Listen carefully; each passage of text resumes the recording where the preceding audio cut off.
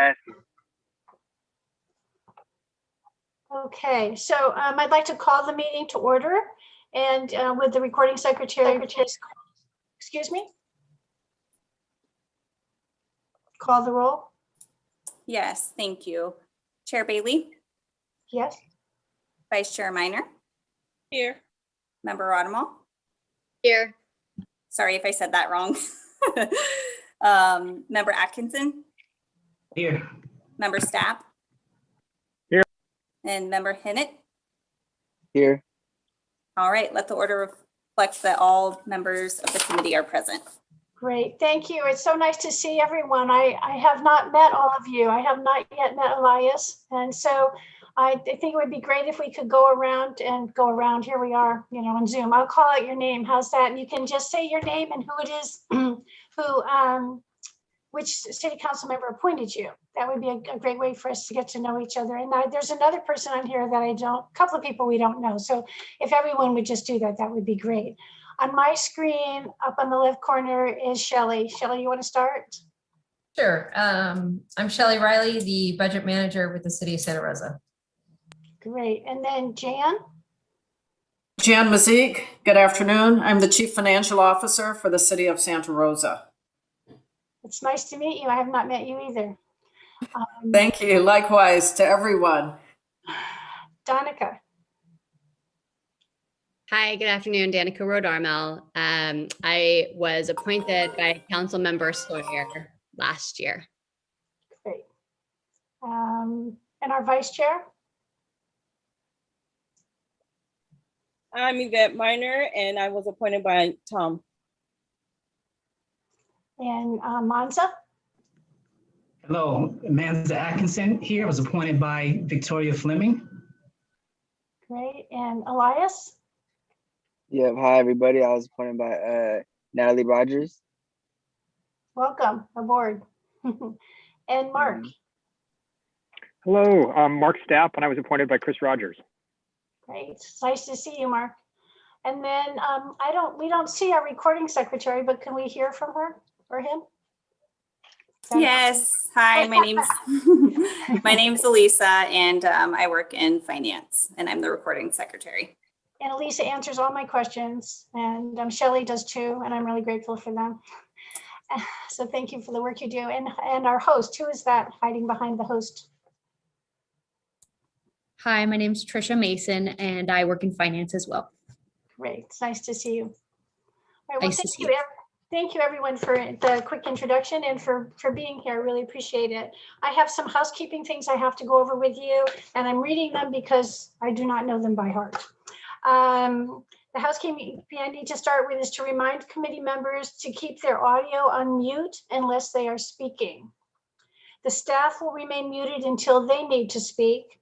And as members of the public join the meeting, you will be they would be participating as an attendee, and their microphone and camera will be muted. And only today's panelists will be viewed during the meeting. If you are calling in from a telephone and choose to speak during the public comments portion of today's agenda, for privacy concerns, the host will be renaming your viewable phone number to resident and the last 4 digits of your phone number. So now I'd like to ask the recording secretary to explain how public comments will be heard at today's meeting. Thank you, Chair Bailey. So at each agenda item, the item is presented. The chair will ask for committee members' comments and then open it up for public comment. The host in Zoom will be lowering all hands until public comment is open for the agenda item. Once the chair has called for public comment, the chair will announce for the public to raise their hand if they wish to speak on the specific agenda item. If you are calling in to listen to the meeting audibly, you can dial *9 to raise your hand. The host will then call on the public who have raised their hands. Public comment will be limited to 3 minutes, and a timer will appear on the screen for the committee members and the public to see. Once all live public comments have been heard, the meeting host will read emails submitted. If you provided a live public comment on an agenda item, but also submitted an email, your email comment will not be heard during the meeting. Additionally, there is 1 public comment period on today's agenda to speak on non-agenda matters, which is item 2. This is the time when any person may address the committee on matters not listed on the agenda. And I will turn it back over to you, Chair Bailey.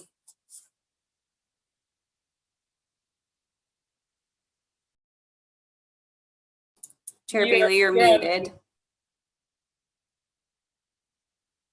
That happens all the time. I'm sure there's tons of skits on Saturday Night Live about it, right? Okay, okay. So we are now taking public comments on item 2, non-agenda matters. This is the time when any person may address the committee on matters that are not on this agenda. If you wish to make a comment via Zoom, please raise your hand. If you're dialing in via telephone, please dial *9 to raise your hand. Do we have members of the public available?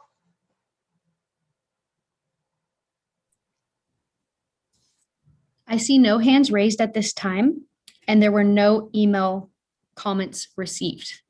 Okay. So shall we just move on to item 3? Yes. Okay, so let's move on to item 3. And item 3 is approval of the minutes. So I'm assuming that those of you who have been to the meeting last time have read the minutes. And so I'd like to ask for someone to make a motion to approve of the minutes from the meeting on November 2nd, 2020. Would someone like to do that? I motion to approve the minutes from the previous meeting. Great, thanks, Yvette. Do we have a second? I second. Mark seconds. Great, thank you, Mark. Now let's move on to item 4.1.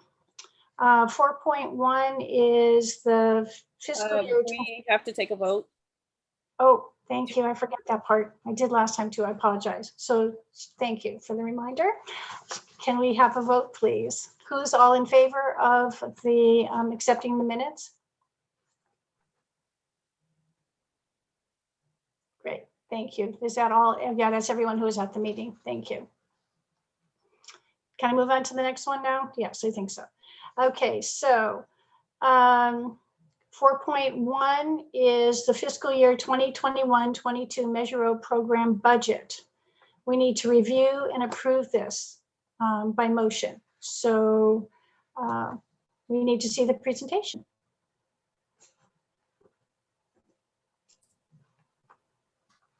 So this is Shelley Riley. I'm just going to kick off with a really quick introduction to Measureo, since we have a couple new members of the committee. So Measureo sales tax was originally passed back in 2004 as a quarter-cent sales tax for public safety and gang prevention. The revenue and program started in April of 2005 and are set to expire again in April of 2025. It was a 20-year program. So the funds are allocated between the fire department, police department, and gang prevention and intervention. 40% goes to the fire department and police department, and 20% to gang prevention and intervention. Currently, the sales tax revenue is about $10 million per year. Last year, we did see a slight drop off of about 5% of revenue collection, mainly due to the pandemic. It was about $9.5 million. For next fiscal year, 21-22, we are again projecting about $10 million of collection of sales tax revenue, which puts us back to what we collected in fiscal year 18-19. But as you will see later in the presentation, even at this $10 million amount, some of the programs are needing to adjust their budget because the expenses just can't keep up with the current revenue. With that, I believe the fire department is first on the slideshow. You can move the slides up probably to slide 3. And I will turn it over to the fire department.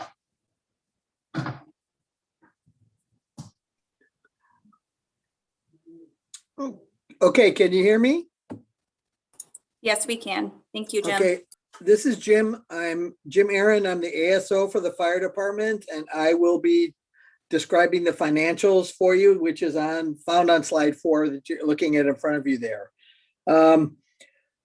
This is where we're comparing the 2021 budget to the 21-22 to kind of look at our changes. And for us, we had our salaries went up by $100,000, and it's principally done through overtime. We've got regular overtime that's been running, that has increased by $53,000, and that's in order for me to get the 3-year average actuals, and I budget up accordingly to catch us up. For years, our overtime in Measure has been under budget. So I've been moving it up slowly so we can actually budget to actuals. And I've done that again this year, and we need about 53,000 to do that. The other big bump on the salaries is $46,000 in strike team overtime. And that's when our guys go out on wildfires, and those are reimbursable. So it's kind of an in and an out, but it still has an effect on our salaries. It makes it look like our salaries are higher because we do have some of our Measure fire people are actually go out on wildfires. And that's what you're seeing there is the salary, the contract overtime based on that. Benefits went up by 87,000, and it's essentially in 3 areas. Workers' comp went up, health insurance went up, and our biggest bump was in the annual required contribution for the unfunded liability on CalPERS that we're all familiar with. That went up by $47,000 of the 87. The final piece is in service and supplies, and that again it only went up $13,000. About 5,000 of that is based on our fleet maintenance costs for the apparatus that are or the vehicles in Measure O. And the other was an increase in our insurance policy for liability and auto insurance that Measure pays for. So that has increased as well. You'll see a small decrease in administration, which is our overhead. So overall, our expenditures are projected to go up by $197,000 or a 5.7% increase. And like I said, most of it is in salaries. Probably 188 of the 197 is in salaries and benefits. If you go to page 5, that's essentially page 1 was the graphic with the pretty numbers on it. This is just the words that kind of explain what I already told you. There's really nothing on here. These are just more bullet points related to those numbers. So if what I'll do is hand it off to Chief Westrup right now, and he'll go over the funding or the employees. Sorry. Jim, it looks like Vice Chair Minor has a question or her hand up. I'm not quite sure if she wants to address that now. Okay. Yeah, just really quick. You stated for the strike team overtime, which will be reimbursed. How's that going to be reimbursed? Through what funding? What we generally do is for strike teams, we get reimbursed from Cal OES. The state reimburses us for that. And traditionally what happens on strike teams is we send people out. We'll send out an engine, for example, with 4 people on it.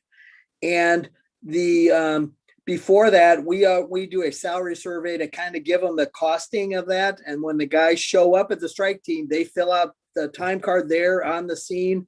Their time is tracked, and the state reimburses us for that based on the time that they've worked.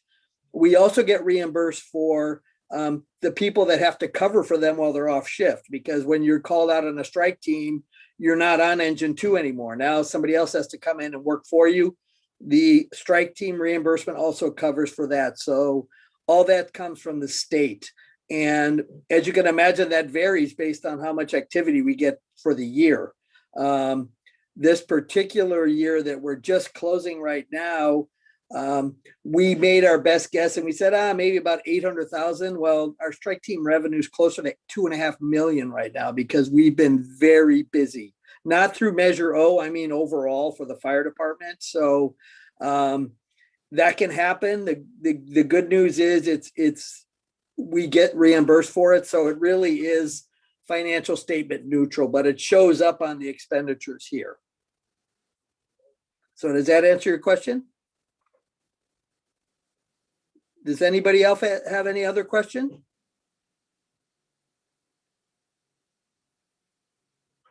Okay. So Chief Westrup, do you want to talk about personnel?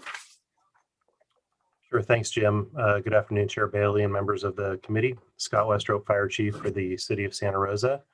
Real quick, want to go through and talk about what Measureo does for the fire department and what a benefit it is to our organization. So Currently, Measureo funds 10 firefighter positions and also provides paramedic service on 10 pieces of equipment or on some of the equipment throughout the city. So currently the 10.0 FTEs that Measureo funds is 3 paramedic captains, 3 paramedic engineers, 3 paramedic firefighters, and then it funds our training captain at our training facility. In addition to these FTEs, it also provides 25% of the funding necessary for our emergency medical services battalion chief, who oversees all aspects of our paramedic and EMT program, which is about 65 to 70% of what we do on a daily basis. Next slide, please. So in talking about infrastructure, Measureo has historically funded the construction of our fire stations. So as we've talked about in previous years, Measureo built Station 5, Station 10, and Station 11. So Station 5 in Fountain Grove, which was lost during the Tubbs fire, Station 10, which is the building that we're in the southwest, and Station 11, which is near the junior college. There's also allocations in Measureo for the relocation of Fire Station 8, which is in Roseland. It needs to be moved strategically down to the area of Hearn and Victoria, and future construction of Fire Station 9, which would be in the southeast, sort of behind Costco there at the base of Mount Taylor. And then funding for the replacement of the portable buildings at Station 11 with a permanent structure. So the junior college station on Lewis Road is currently in portable buildings with a permanent garage facility for the equipment, but eventually we want to move the station to a brick and mortar type station in the front of the property that we own there. Next slide, please. And as far as equipment goes, sort of the third tenet of the fire department's use of Measureo funds is specialized equipment for emergency response. And to date, Measureo has been able to purchase 2 Type 1 fire engines, which is the large fire engines you see traveling up and down the street on a daily basis. It's our frontline equipment. A Type 3 wildland fire engine, which is the specialized, sort of shorter but taller wildland firefighting engine that we have out of our Calistoga Road Fire Station, 4 command vehicles, and a swiftwater rescue trailer. Next slide, please. And with that, that's the end of our presentation. We'll turn it over to the committee for any questions that you may have.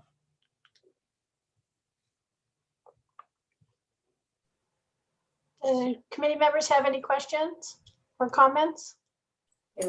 Yes, I do. This is Yvette.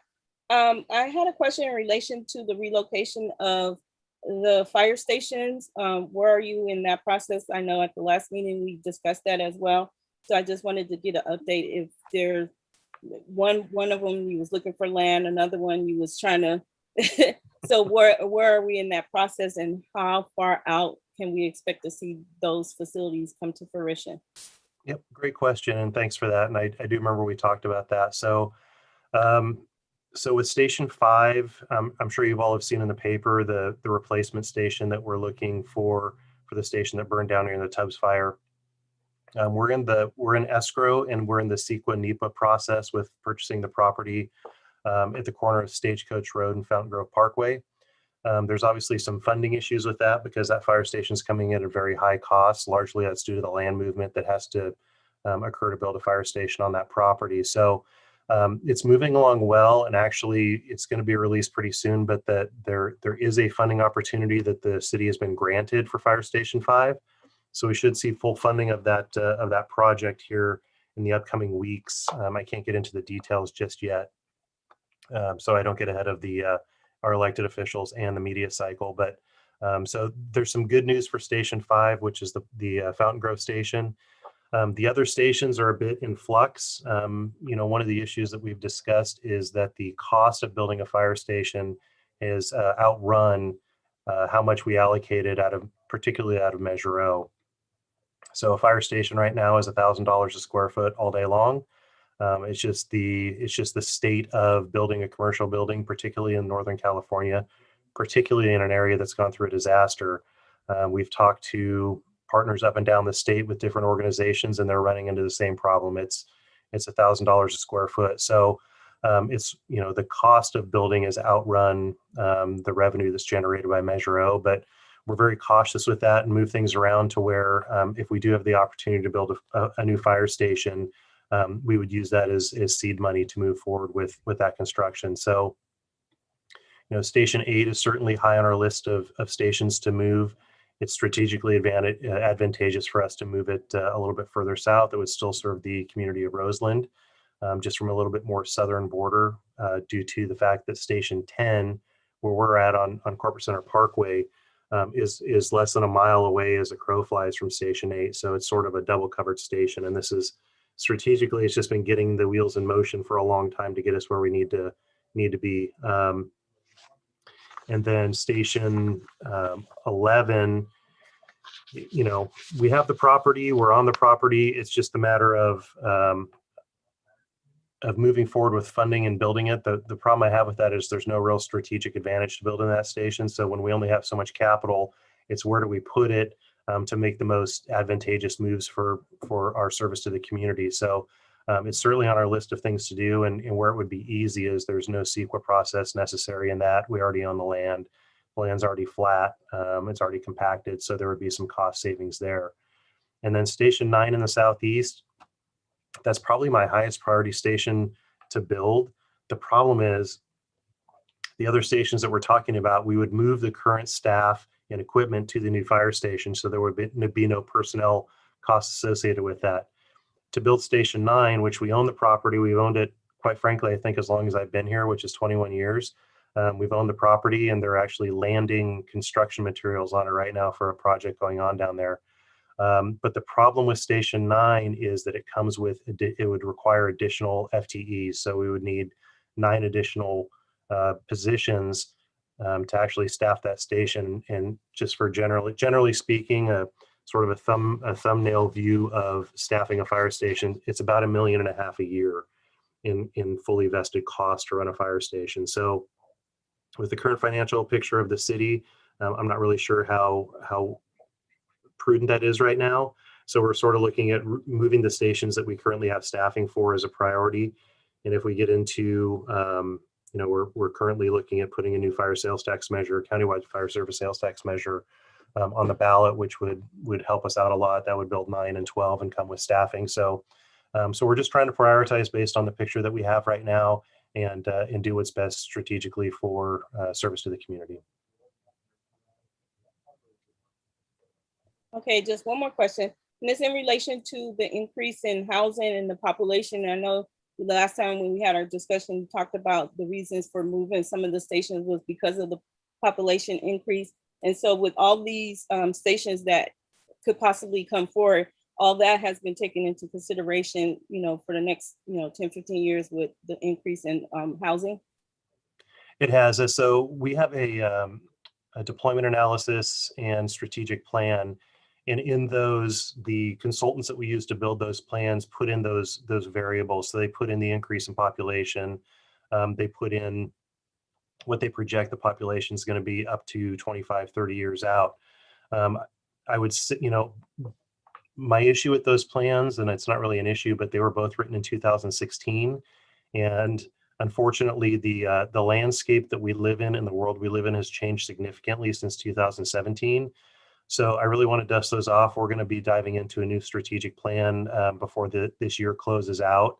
And so we can look forward into, a little bit better as to what we're looking at. And obviously the significant investment and uptick in development the city is putting forward is changing that landscape as well. So it's factored in there, Yvette, but I think we just need to take a better look at it, and we need to adjust it to today's numbers and today's problems this community faces. So I definitely see that there's some changes, and we need to look at those numbers again. It's just a matter of having the capacity to do that, and so we'll be using a consultant to get all that information. But it's a great point, and as we see Dutton Flats get built there on Dutton and Third, it's like, wow, that's a very visual increase in both height and size of what the city's looking at. So we need to be able to react to that as well.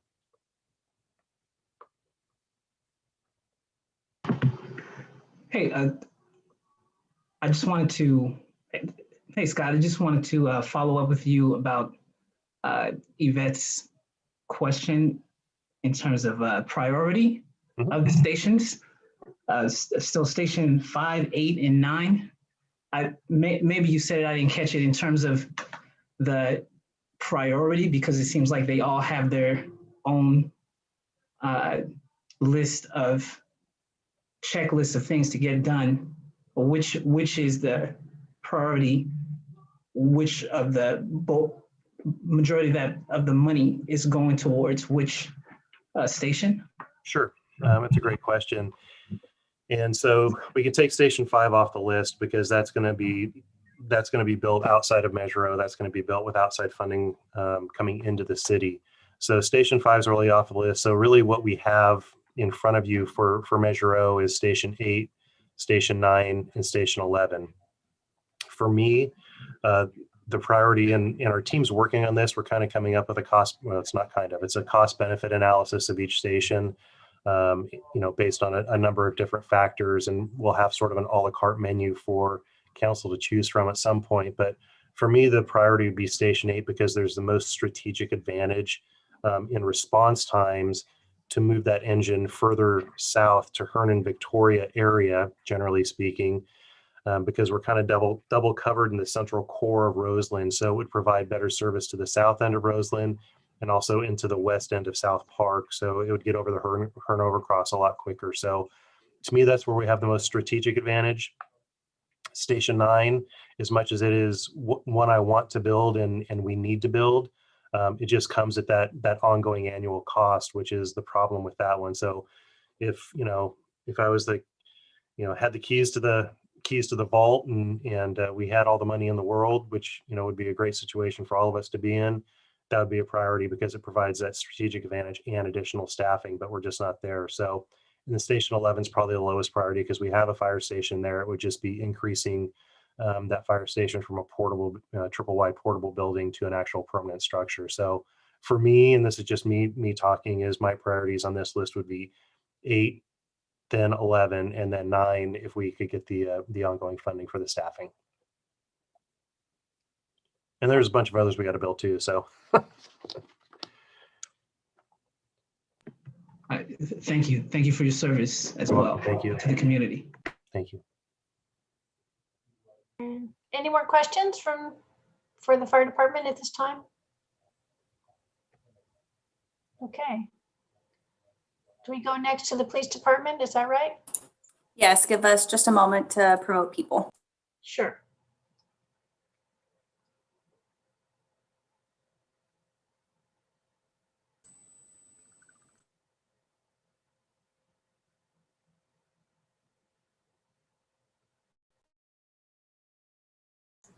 I got cut off there. You guys, we all on?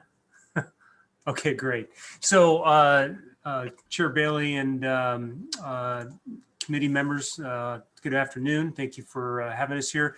Rainer Navarro, Chief of Police. And I'm here with Pam Lawrence, our Administrative Services Officer. She's going to start off here. We're going to provide you the information on the police department's portion of the Measureo budget.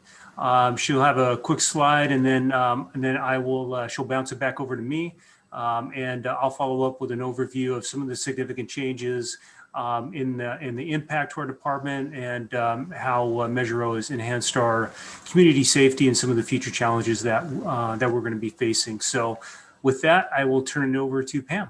All right, good afternoon, everybody. Thank you for being here. Pam Lawrence, ASO for police. This slide shows you all the numbers, just like the fire department's does. As you can see with the reduced revenue, as Shelley mentioned, and our increase in staff costs, we froze 2 police officer positions this year. We will be eliminating 3 police officer positions in fiscal year 21-22 in order to reduce our staff costs by $536,000. You can see a small increase in our services and supplies budget of $52,000. That covers our downtown substation lease, our insurance, and our vehicle maintenance and replacement fund. We had a small decrease in administration or overhead costs of $3,000, and our total proposed budget for fiscal year 21-22 is $4,002,715. I will hand it over to Chief Navarro to continue with the slides. Thank you, Pam. So as as Pam mentioned, we've seen a reduction in the Measureo revenue, and that's had a significant impact on our services. When Measureo was voted in, the revenue was used to enhance police services through adding staff. It's different than what fire has done with a lot of equipment. Most of ours goes straight to putting staff on the streets or in the necessary positions to respond to calls for service. And these services, they're direct services to the public. As Pam mentioned, in January, we froze two officers. And this year, we're going to have to cut those plus another one. And those positions are going to be coming out of the school resource officer program that we had up until last year. There were 5 officers in that based on our ongoing staffing issues throughout the department with both Measureo and the general fund. The remaining 2 SROs have been brought back to patrol. And so we will be cutting the 3 SROs positions as of this fiscal year in Measureo. Pam also mentioned that there was an increase in services and supplies. That includes 2 motorcycles and 3 patrol vehicles that are in our Measureo funds. One of the things to think about here is that we have a separate vehicle replacement cost program within Measureo that is outside of the general fund. And so those costs have been rising year to year. The next slide, please.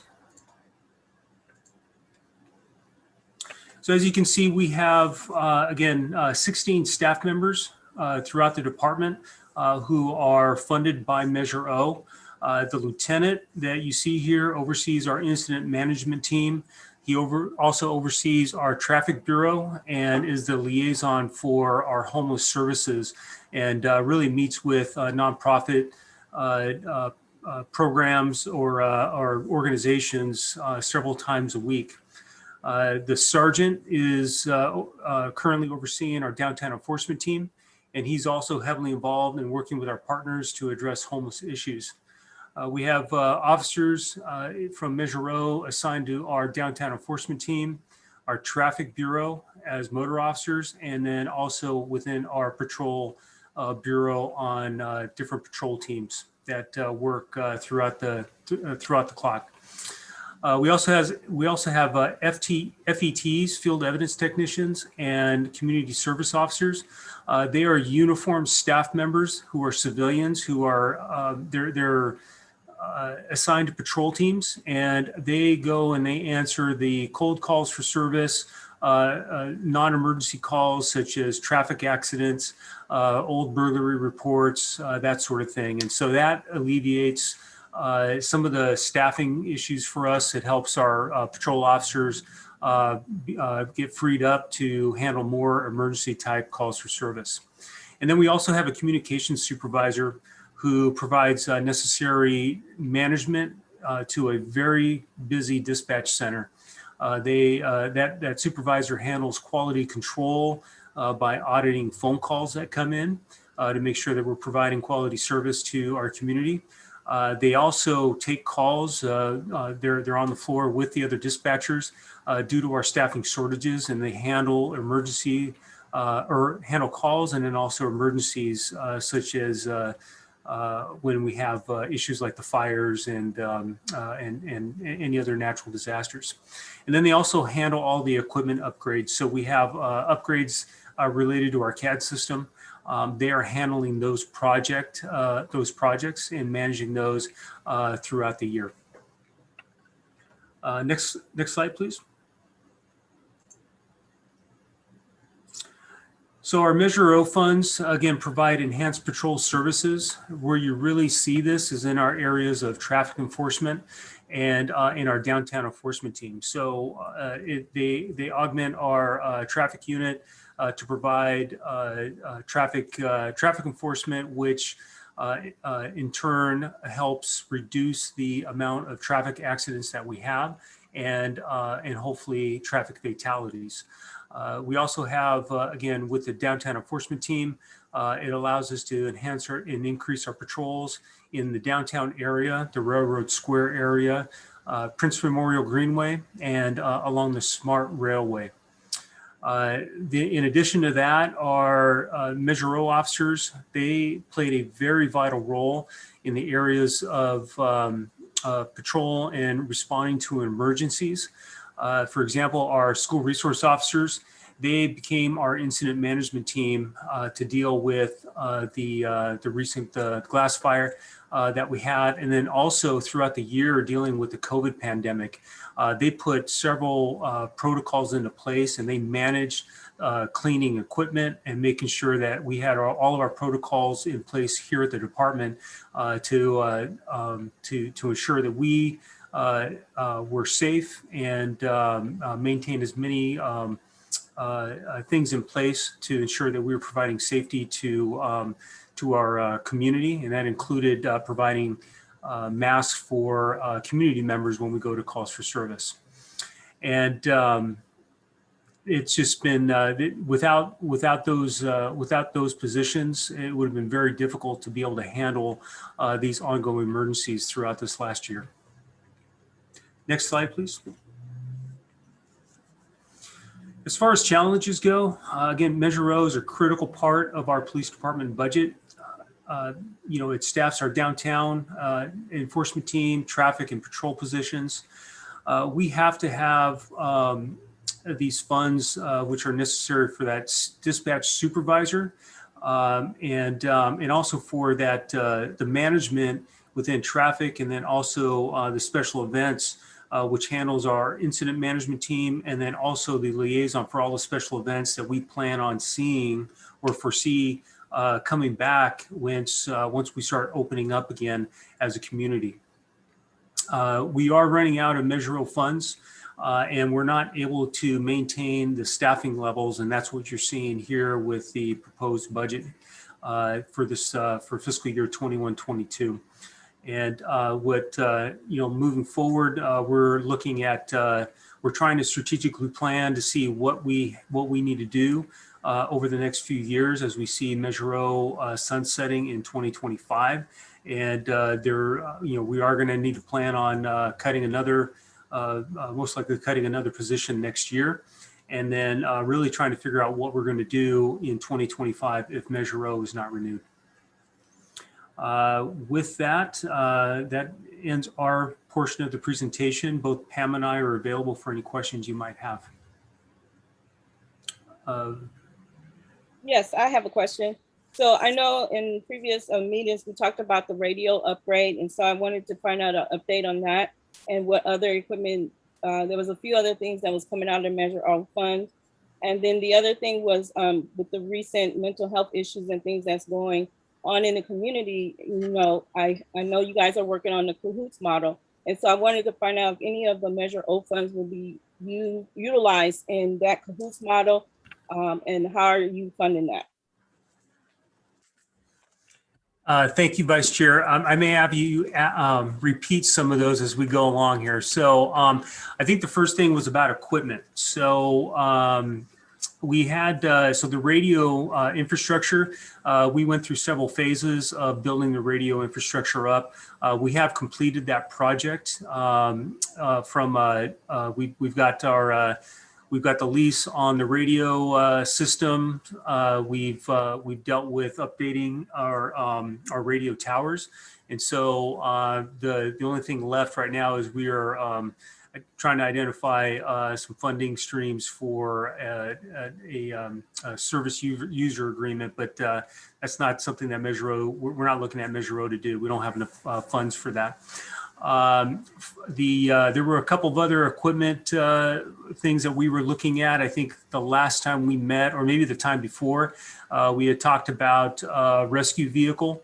That has been put on hold. We don't currently have the funds to address that particular need right now. There is limited access to the current one that we have. We have one through the Homeland Security grant, but it's actually owned by the Sheriff's Department and lent out. But so we have limited access, but we don't have funds for that one right now. Was there any other equipment questions that you had? No, I just wanted to find out, I know we was working on the radio, so you answered that question, and what other updates you were doing, because there was talks about the building and stuff like that. And then in relation to the radio, I know we talked about if it was solar, if the power went down and stuff like that. And so is that something that was considered in this process? Pam, I saw you on click. You want to? I can, sure. So we did look at solar, and it's extremely expensive, and we weren't sure at the time when we were looking at solar as a backup whether we'd be staying in this building very long, and if this building could handle that. We did look at grant funding for it, but have not received that. We did receive a Cal OES grant to fund a generator to back up this building, to back up the entire building. So that we just received a couple weeks ago. So we'll be going forward with that.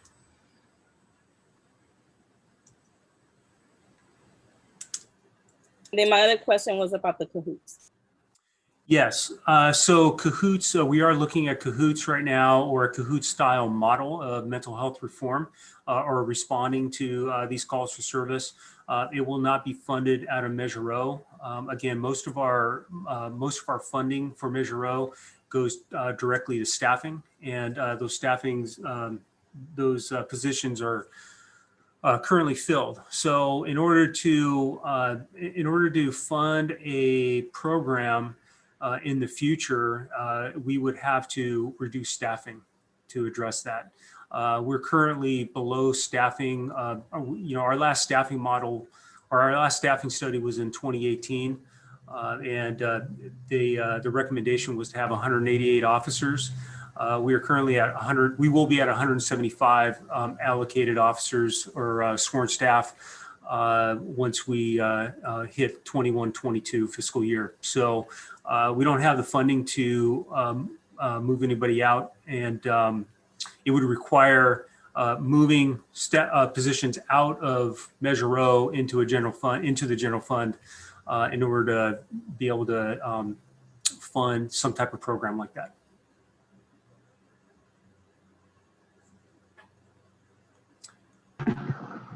Mr. Stapp, I see your hand up. Am I acknowledged by the chair? Am I able to? Or Danica, did you want to go first?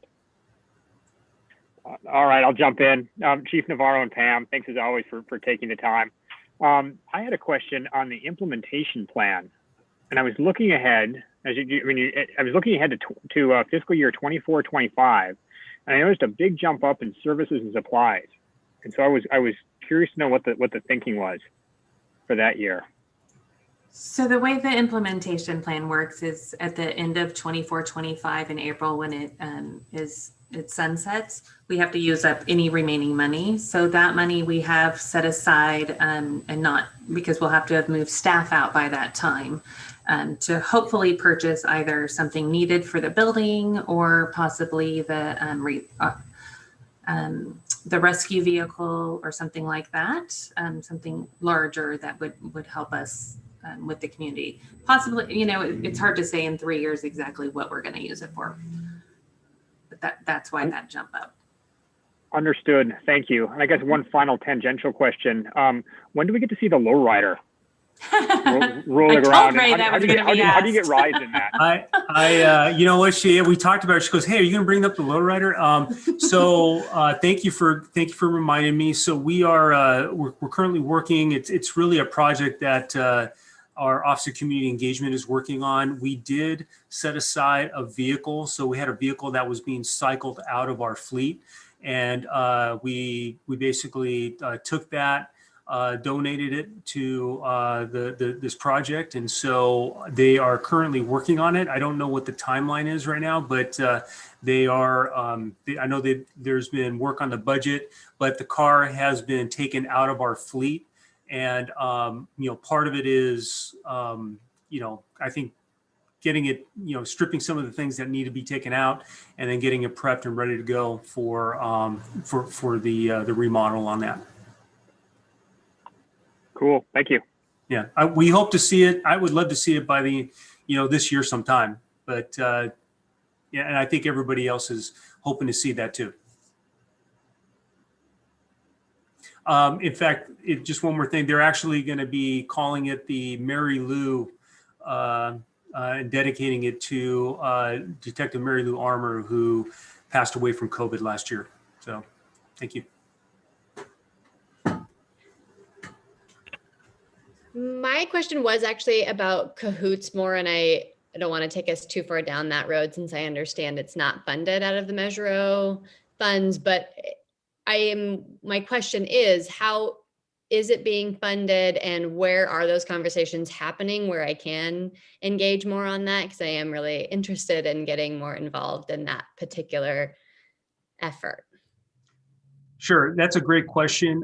We've been working very closely with the finance team for the city, and we are, looking at it's a pilot program for this first year, and we're working on, clarifying some of the measurables for the next 2 years as we go forward.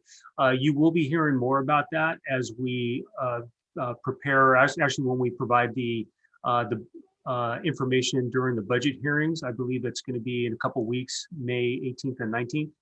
And you may hear more about it then. But we're working on, we're currently working with the finance team on that.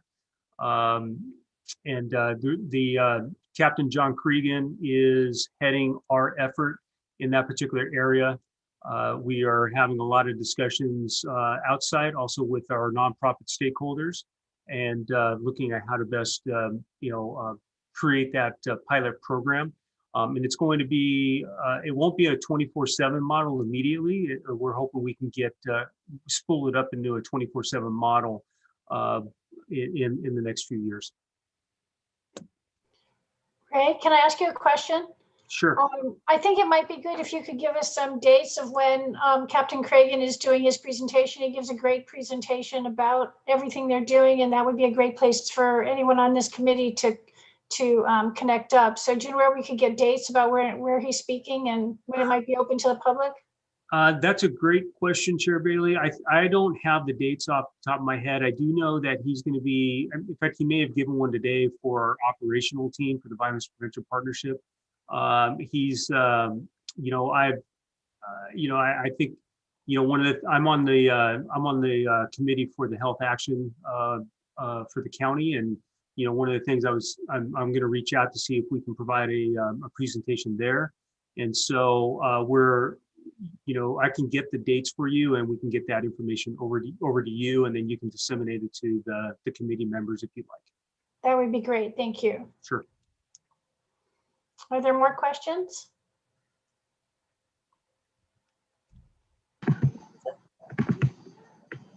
I have one question for Chief Navarro.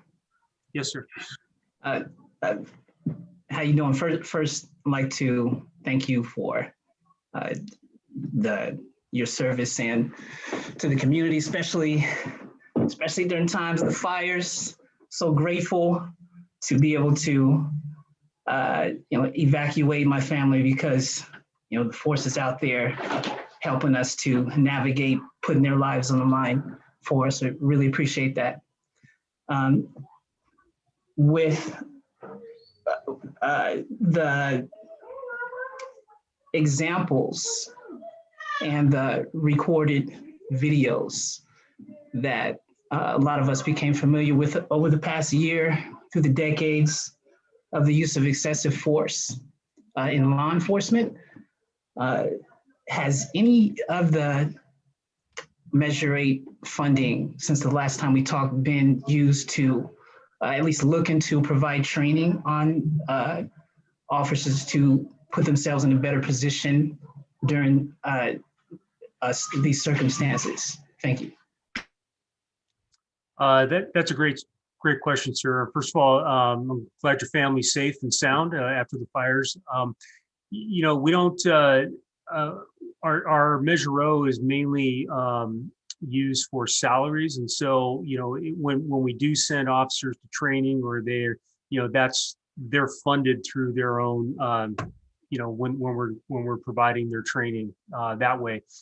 We don't use Measureo dollars specifically for a specific training or program, but we have done a lot. And so I encourage you to listen in next week. We're providing a full report on what we've done over the last year at the City Council meeting.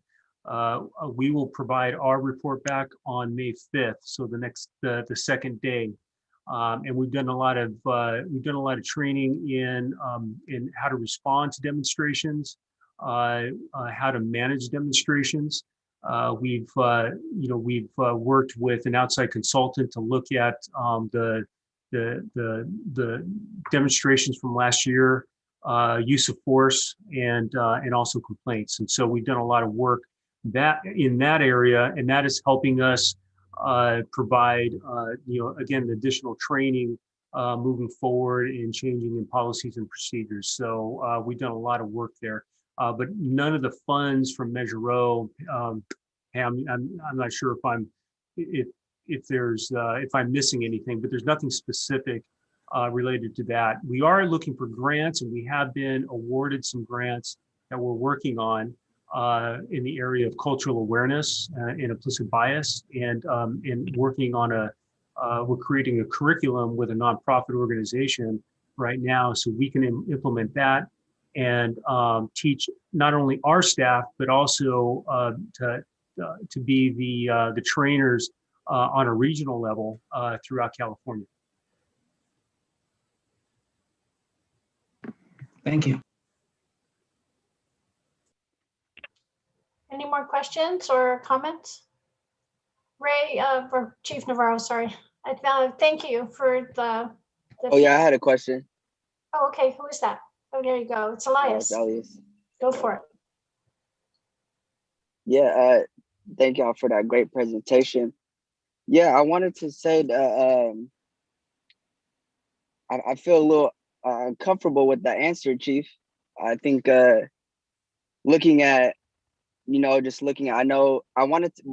first question I wanted to ask is, does that current budget reflect I see the 1.6 million bump in funding from the general fund that you all received from the city, the most recent one adopted? I wanted to ask, is that reflected in the presentation? This presentation has to do with Measureo. So that's what, it's specifically Measureo funds. Okay, great. Yeah, that's what I was assuming, because I heard the answer about much of the Measureo funding that Pam had brought up in regards to much of that being used for salaries.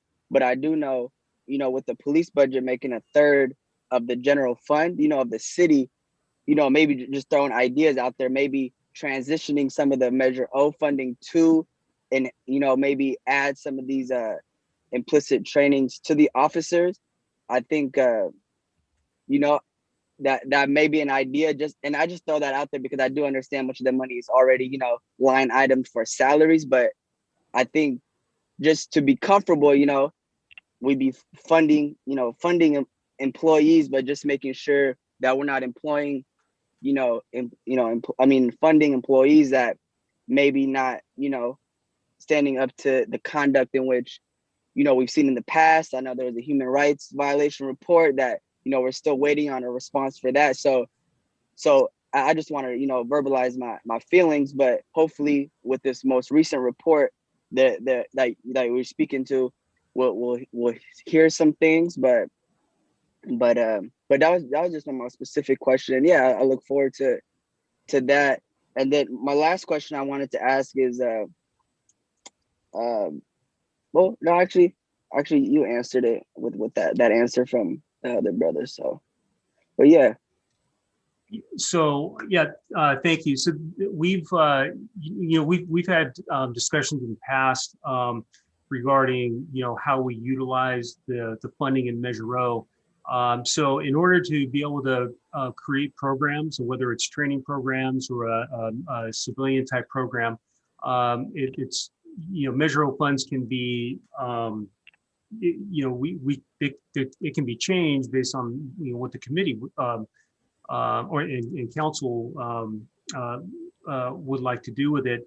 In order to do that, though, with the funding that we have in staffing, it would have to be, we can't supplant positions. So we would have to move the positions out of Measureo to create the ability to fund any type of training or programs. With that, we are, it's not that we're not doing implicit bias training or we're not doing cultural awareness training. We provide implicit bias training to all of our staff. And we do it once when the staff member is hired. And then we also have implicit bias training at the very least every 2 years. And we are working on trying to create more exposure in those areas of implicit bias and cultural awareness training through additional grants. So we also provide crisis intervention training, and we provide, so there is training that is ongoing through the general fund training that we have. Thank you for that. I think those are good ideas. I just hope that, with grants being so scarce, hopefully maybe that is a discussion with the Measureo funding. Some of it could be allocated specifically for programming, because I wouldn't want, a training not to happen because we couldn't find a grant, but yeah, I appreciate your answer. And we got time. That's the good thing. Thank you. Okay, any more questions for the chief? Okay, let's go on to Civ Recreation and Parks. Yes, give us just a moment here to promote Sure. people. Thank you. In the meantime, I think it would be good to remember that there is going to be a report out. Did I get that right, Chief? That it's on May 5th. It'll be a report out at City Council about what the work you've been doing. That's correct. May 4th and 5th, there's a report out. So I can tell you the first day will be, I believe the Human Rights Commission is providing a report. There will be an after action report, and then a report on the use of force and some of the administrative investigations from last year. And then on the 5th, community empowerment plan. And then the police department will provide updates and how we've responded to each of those reports. Great, thank you. And you can find specific information about that on the city website, about how to connect into those meetings? That's correct, yes. Okay, so anyone who's interested in that, I really encourage you to try to see those. Thank you. Let's move on to Recreation Youth Services.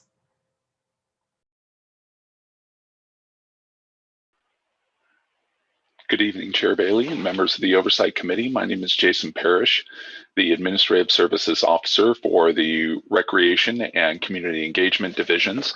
And we wanted to start out with a couple pictures of what we'd normally be doing were we not in a pandemic.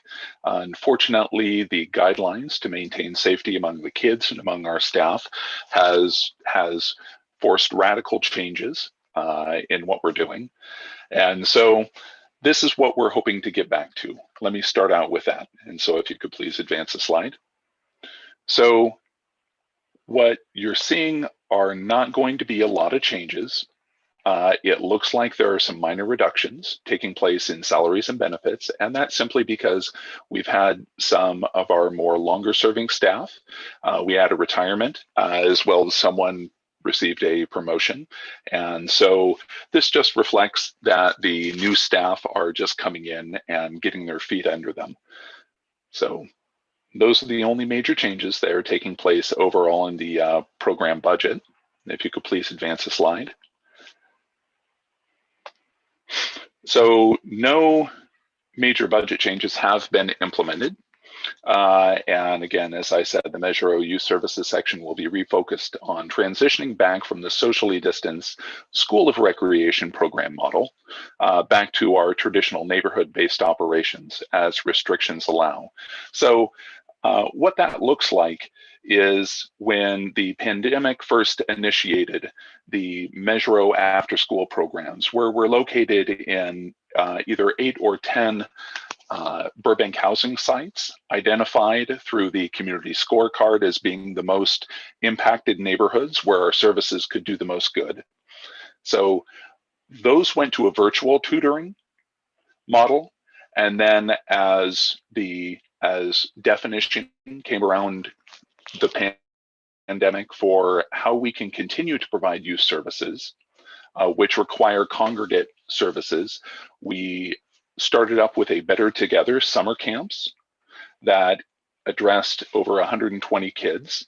We had 10 cohorts, 8 of those were located in the Burbank housing sites. And so in a single group, we could only work with a dozen kids at a time with 2 staff members. So we were trying to make sure that we had as many services as we could possibly, because we know that the kids that are engaged in our after school programs or in our summer programs sometimes have the most life challenges and sometimes might be on the wrong side of the digital divide. And so every day the kids would come in, we would take their temperature, the staff would make sure the entire location is sanitized multiple times a day. And we also ended up licensing with the state of California as a daycare center, because a lot of the kids would be in there during the normal period of the school day. So we were also able to work with the kids during that entire time and connect them up with the Redwood Empire Food Bank, so that every one of the kids, as they were in the programs, had lunches provided to them as part of the program every day while they were there, to make so that we can make sure that nutritionally they were being provided for. So in September, that transitioned to what we call our School of Recreation program, which is from the Better Together summer camps. And with that, we were providing direct support for all of the kids so that they can continue re-engaging in school and continue their education, and would have the program employees there able to assist them through any of their studies and provide tutoring. The employees themselves were being trained by the school districts to deal with some of the issues that the kids might be experiencing, and to help enhance our own services that we are providing for the children. So, and I apologize, there seems we have some missing information here. Overall, the Neighborhood Services Measureo program has 4 regular employees, a supervisor, 2 coordinators, and a recreation specialist. And what they do is work with over 21,000 hours of seasonal temporary employees, about a third to a half of which are former program participants who are coming back and working with the kids now. And so they're the ones who keep the various field sites going and ensure that the kids themselves are constantly engaged in different activities. And now I believe Geraldine Holm with the Violence Prevention Partnership, or let me ask if there are any questions on the Recreation Youth Services programs. Yes, I do have a quick question in relation to the pivot that you did in relation to COVID. This sounds like it can be more of a viable program moving forward. So is this something that you may consider continuing doing as far as like providing the childcare services? Because in those areas, those services are still needed. So it took a pandemic to bring that forward. So will it stay, or what is that going to look like moving forward? At this point, our plan is actually to not move forward with the daycare model. And the reason for that is the resource intensity required to provide those daycare services. And again, this is under licensing from the state of California as a daycare. It doesn't allow us to reach out to the number of children that we'd normally be serving. And especially in COVID, while we're hoping that some of the restrictions may lift as we move down the color tier, it still requires a lot of resources for ensuring that the facilities are clean. And what I can say is, thankfully, through this entire experience that we've gone through so far, we haven't had a single infection, COVID positive infection, that was the result of one of the cohort sites. So we had a number of employees as well as participants who would receive a positive test as contact from their personal life, but those were able to be held back. And so in that case, we would have to shut down the programs for a couple weeks. And again, we are very conscious of the issues with daycare in our community, and especially what we've experienced with the kids in our programs. But to be able to ensure that we're reaching out to the broadest group of children that we can, as well as families, it's something that we're not planning on continuing. And if we had a certain date on when that would happen, it'd be a lot easier to do this program. Okay, and then one more. So, you know, in this natural state, you know, you're reaching out to hundreds of kids. So moving forward for this summer, what is that going to look like? Is it still going to be, you know, the lower numbers with the students, or do you plan to go up a notch because we're moving to, you know, the next tier? What we are working towards is again moving towards a summer camp program model, and whereas before, because some of the restrictions have lowered overall for interaction and recreation, and this is a statewide impact to the recreation industry itself, whatever municipality, is we're going to maintain the small groups of students, but we're also planning on having more of them across the board. And because we don't have to put the resources required into maintaining sanitation and the increasing, or I should say the lowering incidence of positive COVID tests within our community, we're using that as a way of broadening out services again to a greater number of children. And we're having to make an assumption that we will move into the yellow tier, and having to contingency plan at the same time of if there are further complications with that. So yes, we will be broadening out small groups, but a greater number of groups across the board. Thank you, Vice Chair Minor. Any other questions? Hi, Jason. How you doing today? Very well, Mr. Atkinson. Thank you. Thank you. It's incredible what you're doing with for the kids and with the kids. The community, we appreciate it. The last meeting, I asked if there was any science that you had incorporated, science programs. It's great building teamwork through sports. Yeah, I was a professional elementary basketball, volleyball coach myself. I love it. It's great for the kids, but what about the science? Has there been any science? The reason I ask is we may not think about it, but sometimes in a community, a disadvantaged community, you may have healthcare access to healthcare that's a problem because of language barriers. So in lots of times when the research by the Pew Center, I think that's what they call it, has shown that if these kids from the community are trained in the scientists, and they go on to become physicians, they're 2 or 3 times likely to come back to the communities to serve.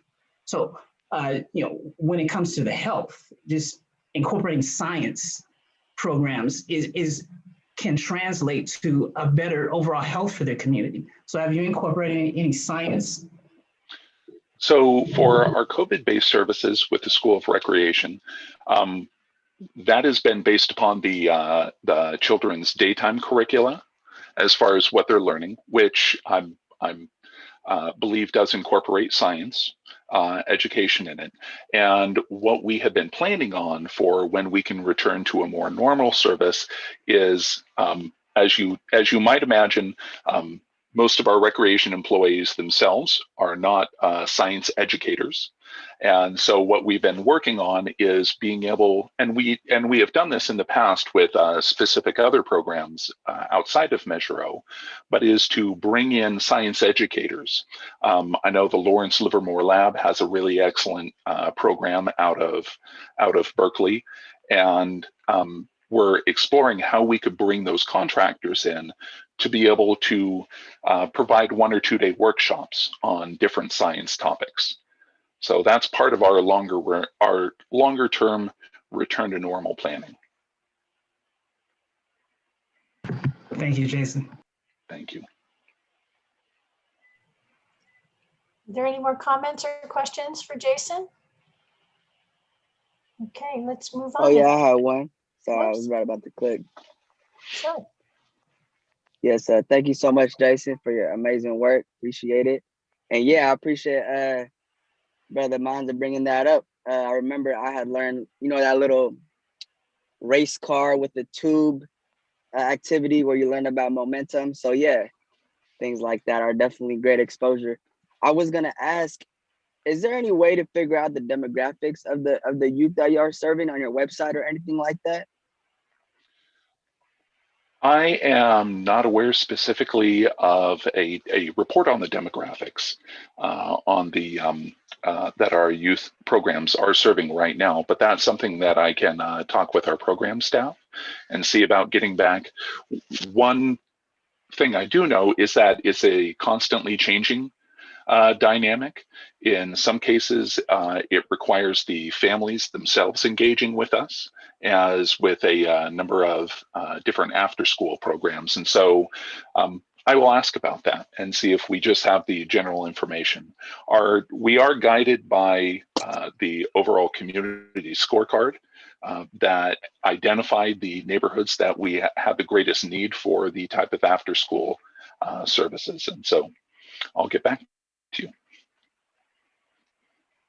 Awesome, great, thank you. Yeah, I know I said demographics, such a large thing, but I was specifically talking about race. But yeah, awesome, thank you for that. Appreciate that. Okay, thank you.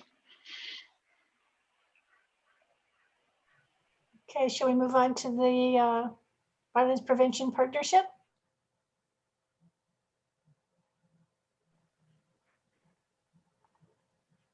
Hello, my name is Geraldine Holm, and I am the Administrative Analyst for the Violence Prevention Partnership and Community Engagement. I thought I would address a few questions that came up prior to my presentation time. So the first thing is regarding the lowrider patrol car. That is part of the Community Engagement Division. Magali and Gustavo are working tirelessly to finalize agreements. They will be ordering parts soon for this vehicle. Also, as many of you may know, this is a partnership with the Sonoma County Lowrider Association, where they will be providing the hydraulics and paint as an in-kind sort of service. So I wanted to address that real quick. And then I will be supplying Elisa with a link to one of the CAB meetings where Captain John Cregan presented on Cahoots. So that might be easy for all of you just to kind of go in there and, speed ahead to that presentation. And if we could go to slide 21, please. So as you can see, there is a slight change in salaries. This is due to merit increases, and we received a grant from the Sonoma County Probation Department, which funds a limited term community outreach specialist position. And for benefits, the increase is largely due to insurance costs. Services and supplies, we see a reduction, and this is due to COVID restrictions and the transition to Zoom meetings. You will see a reduction in the Choice Grant Program, and the decrease reflects a reduction in the projected revenue, but this amount is still 35% of the revenue as required by the ordinance. And then the very small reduction in administration is our overhead. If we could go to slide 22, please. And as you can see, there's no major changes, and we still have all our choice grants fully funded. And you will not see the community scorecard funding in this coming fiscal year. This is something that we do about every 5 years. And so we're in progress of beginning the early stages of the community safety scorecard for 2022. And we won't see this cost again. And if anyone has any questions. Yes. For the scorecard, so you're saying we won't see a line item for that until 2022 is when we'll see that? So basically the funds for that came out of this current fiscal year, which is 2021. So we won't see it again in 2022 or the future for the remaining term of this sales tax. And do you have I know we talked about it at our last meeting, so is there any projections on when we're going to see the actual product? No, we're still working with upstream investments on the timeline. We hope within the next month or so that we have a more comprehensive timeline that we can share with the committee. Okay, thank you.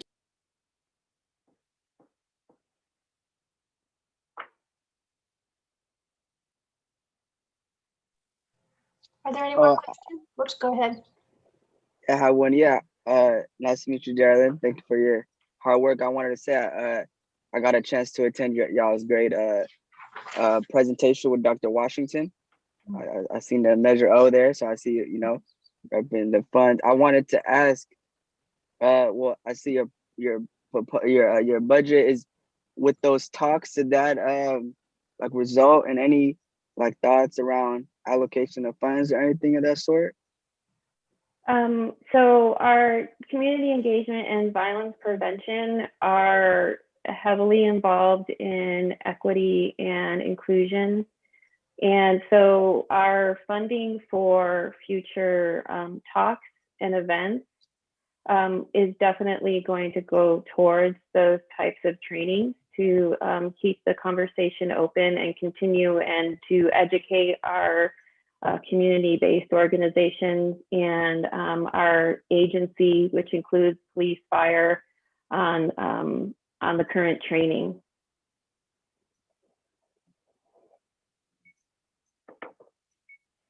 And real quick, the goal for the community safety scorecard is to hopefully have it out by, we're hoping by the end of this year, but it may go into 2022.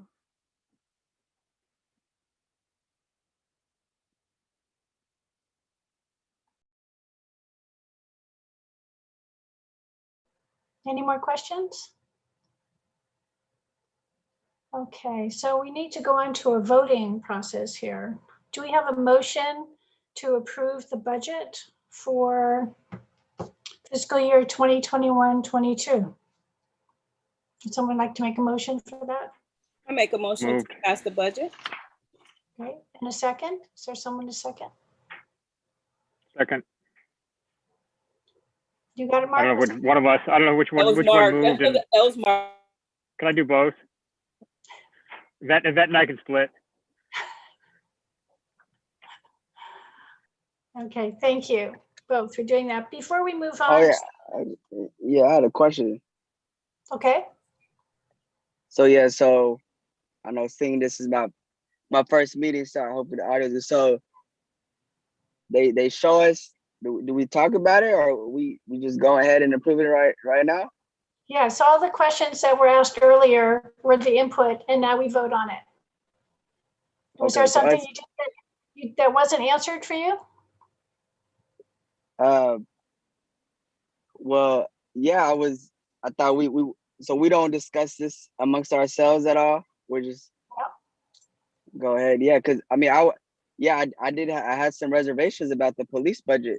I think But you know, I don't know if they're still here, but I didn't feel comfortable with the answer in regards to much of the money is specifically for salary and none of it can be used for training because of an allocation issue. But I didn't feel comfortable, you know, being able to approve a budget to pay for someone's salary, but they may not be adequately trained, you know. So I just thought that was something that I had reservations about, and I didn't feel comfortable with that answer. Did anybody else feel any type of way about that? You certainly bring up a great point. That's all I can say about it at the moment, though. What I can tell, excuse me, what I can tell you is that we have a really specific job on this committee. And that is, I can read it to you. I have to remind people every time because we get to hear everything they're doing, but we don't get to evaluate what they're doing, other than to say that the revenues that they've received are being spent on the things that they are entitled to spend the money on. And then it's really up to the city council and the public to make determinations about that. But I see the Chief Navarro's back. Do you want to add anything about that, Chief? Chair Bailey, if you can, I missed the question. I apologize. Okay, well, I know that Elias had some questions about how the money's being spent. And would you like to repeat your question, Elias? Yeah. I wanted to. I think it is for Chief specifically, but I mean, in regards to us on the committee, I think we would have to, you know, brainstorm, because Chief, what I was saying is pretty much reiterating the same question, was just the allocation of funds specifically for salary. You know, obviously I was just hearing her say we have no control over what you would use the money on. But what I was voicing was I didn't feel comfortable with your answer in regards to the money is obviously specifically allocated for salaries. But the thing about the training is being much of it's funded through grants that, you know, you're applying for and happen every 2 years or even between that. But is there any way that some of that training could be used for like increasing community engagement or more implicit bias training? Or is it just like, you know? Yeah, so the grants that we're seeking and the ones that we've sought, those are in addition to training that we're already doing. So we don't do, the implicit bias training is already incorporated in our training plan for all of our staff, both sworn and civilian. We continue to add on training. We have, there's more and more mandated training every single year. So, but we are, I'm committed to providing more training to our staff regarding cultural awareness and implicit bias. We've had those discussions over the last year with several community groups. And the grant is one of those ways, one that we just received and we're working on with it's Community Matters. We're working on that to enhance the training that we have and actually bring in more training. So we are constantly seeking on how we can better train our staff members in what I really call soft skills, right? It's how do you talk to people? How do you treat people with respect? How do you treat them with fairness and transparency and giving people a voice? I mean, we that's what we train our staff on. And yeah, the funding for Measureo, again, it was a different approach when it was implemented because we needed to have more staffing, and at this point, we don't have as much staffing as we should have related to our last staffing study. So it's really a matter of if that's how we use Measureo in the future, then we can definitely look at that. But it does come down to how do we address this, especially with 2024-25 coming down. We've got significant issues with losing a lot of staff members from our department. No, And thank I would thank you also for like, that. Oh yeah, uh, thank you. Go ahead. I was I gonna would like respond to to his question, also but go ahead, add, Yvette. I'd like to also add that, our requirements, if you go back and look at our ordinance, it's very detailed on what we're supposed to be doing. We're considered oversight committee, so we don't really have that say so into the budget. If you want to delve into that, that's a different format, and so you're more than welcome to go to that format. But for us, we're here to look at the budget, make sure that the monies are being spent according to the ordinance. So if there's any questions that you have, go back to the ordinance and see what you have that we're capable of doing. And then if you're not comfortable with it, then you don't have to vote. You can vote, you can abstain, you can say no. So those are the duties that we have before us. So if you have any additional concerns, just go back to the ordinance and take a look at that. No, thank you. Yeah, and no, thank you for that, Yvette. Because yeah, I know, I've looked over the ordinance, and I think that response in regards to, I think with the reduction in employees, I know that, just as you voice, you will be transferring more calls that are, non-violent or mental health crises. You will be transitioning that over to the mobile crisis unit. So, which oftentimes, obviously I know right now it is to send one sworn officer there, but, obviously over time and training that will be reduced. So it seems as though, the momentum is going in that direction. But I do back to your statement. What was her name? The chair. Sorry, chair. A lot of new names today. But what I wanted to say was I think my bad, I lost my train of thought. I had written it down.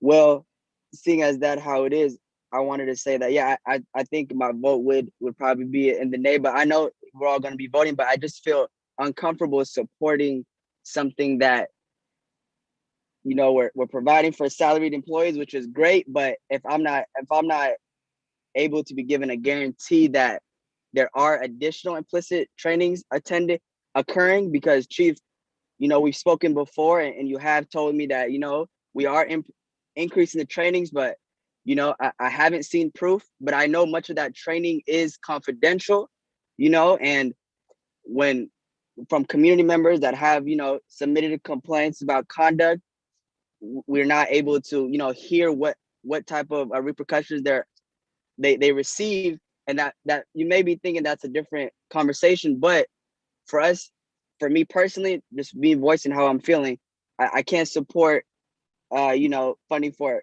the salary employees that I'm not assured that they are having increased implicit trainings, and I have some type of proof of it. But I'll leave my point at that. Yeah, sir. I mean, I think the best information I can give you is that all of our officers are trained to the same standard, and so it's the implicit bias training should not go directly, just to the specific officers. We have the funding is there for the officers, and we are providing training through other mechanisms such as grants in our general fund.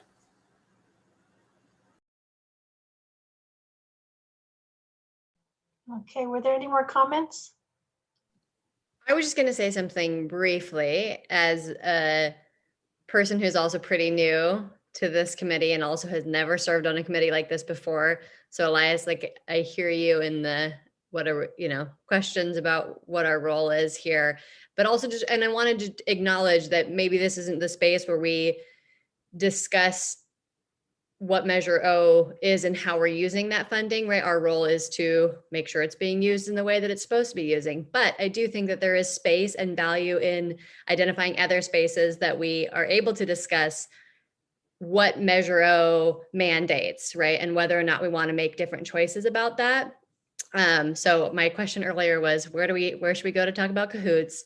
So my question now is, where is the best space for us to talk about what it is that Measure actually mandates and engage in that, and whether or not, I guess, we are able to as members of the Measure Oversight Committee? I don't know if there's also rules about, I'm a lawyer, so I'm all like, what are the rules?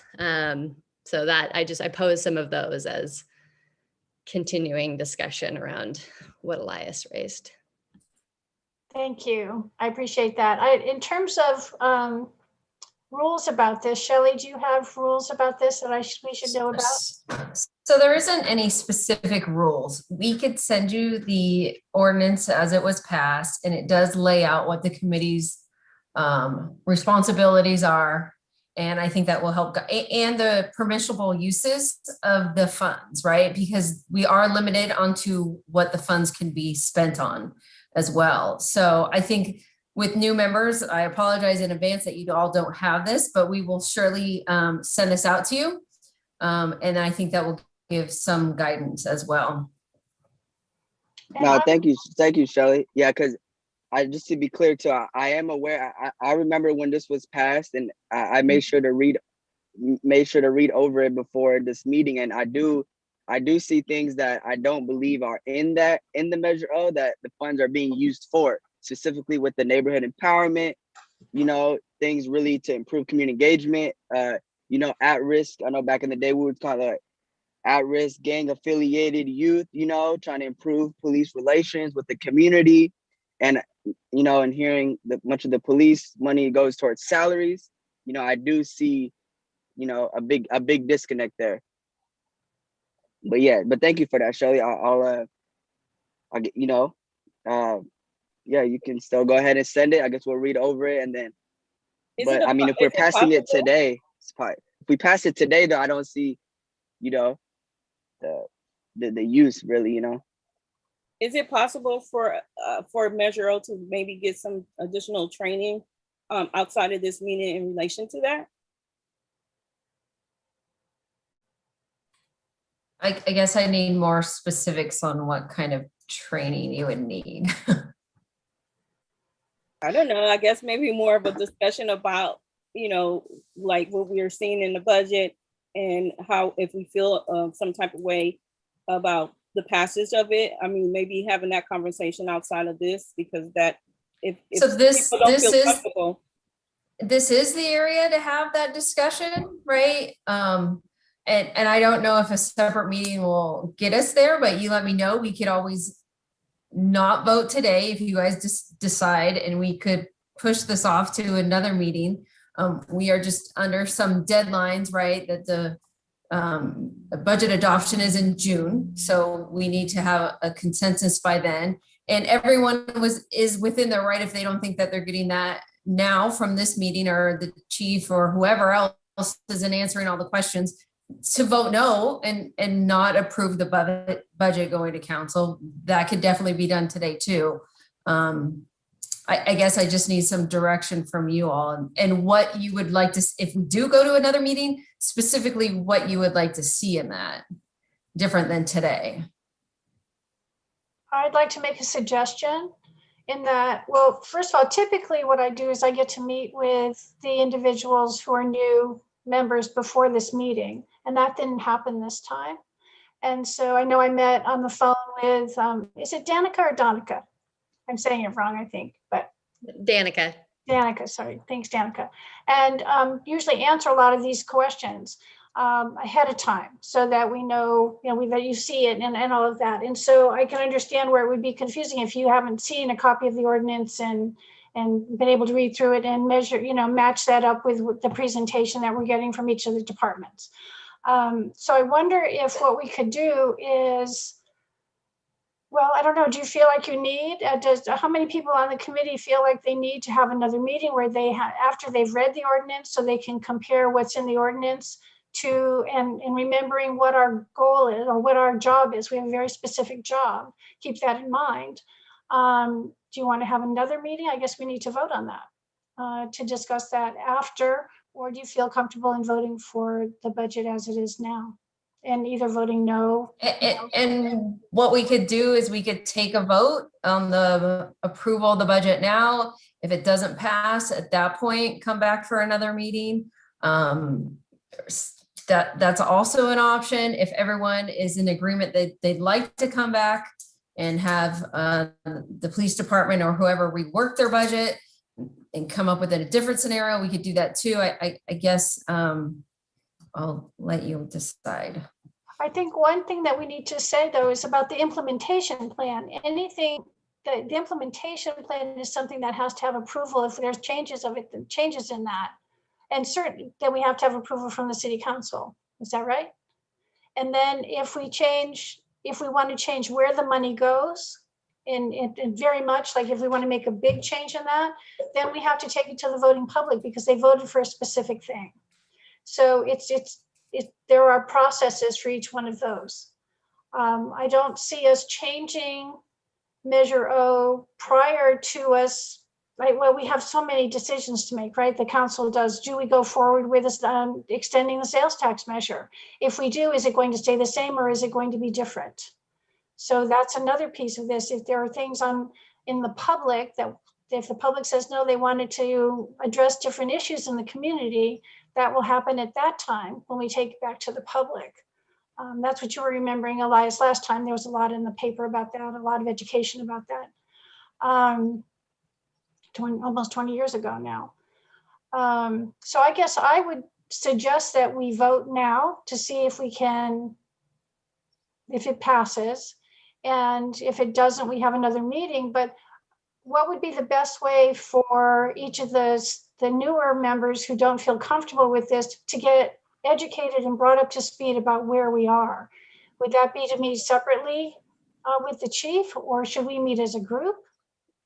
I think what I would propose is, obviously we're going to hear from the other members, but I do not believe we should vote today because I do feel very strongly that much of the wording in Measure O does, allow room for increased community engagement. And with that broad language, there is, discretion on the part of the police department to include, whatever we're calling it, cultural sensitivity, implicit bias training for these employees, because strictly the money going straight towards salaries, I think is really polar opposite to what, the main purpose of Measure O was when it was passed.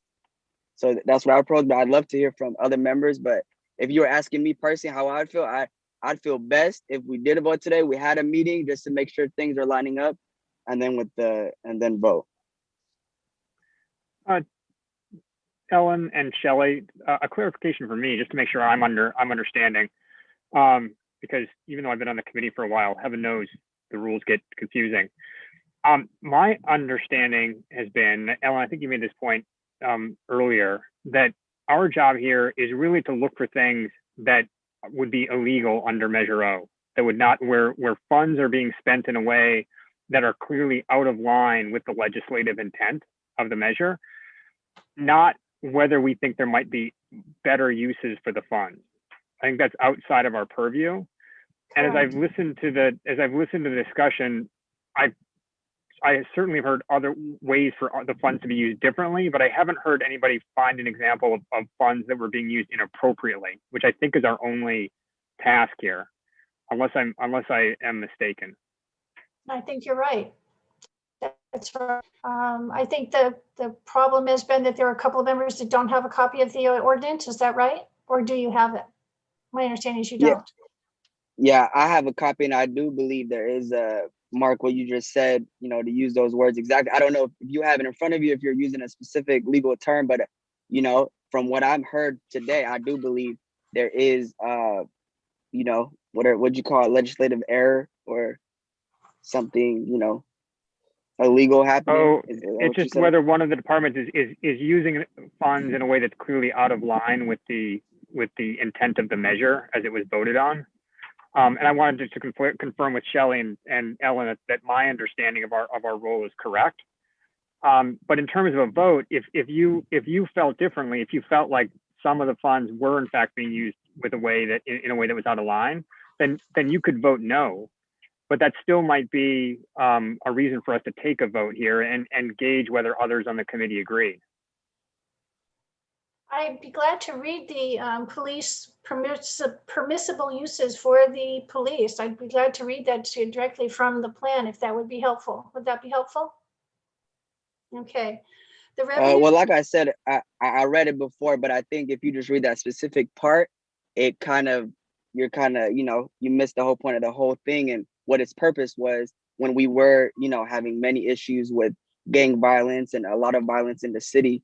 But so I don't think you reading that specific part would, help with that. But if you would like to. Well, it's just that that is the goal of this committee right now. If we want to change the plan, that is not our job to do that. That is the city council's job to do that, to work with the public to make that change. It's not the job of this committee to do it. Is that right, Shelley? Yeah. I'm not talking about changing Measure O. Yeah, that's a yes. Publicly passed measure.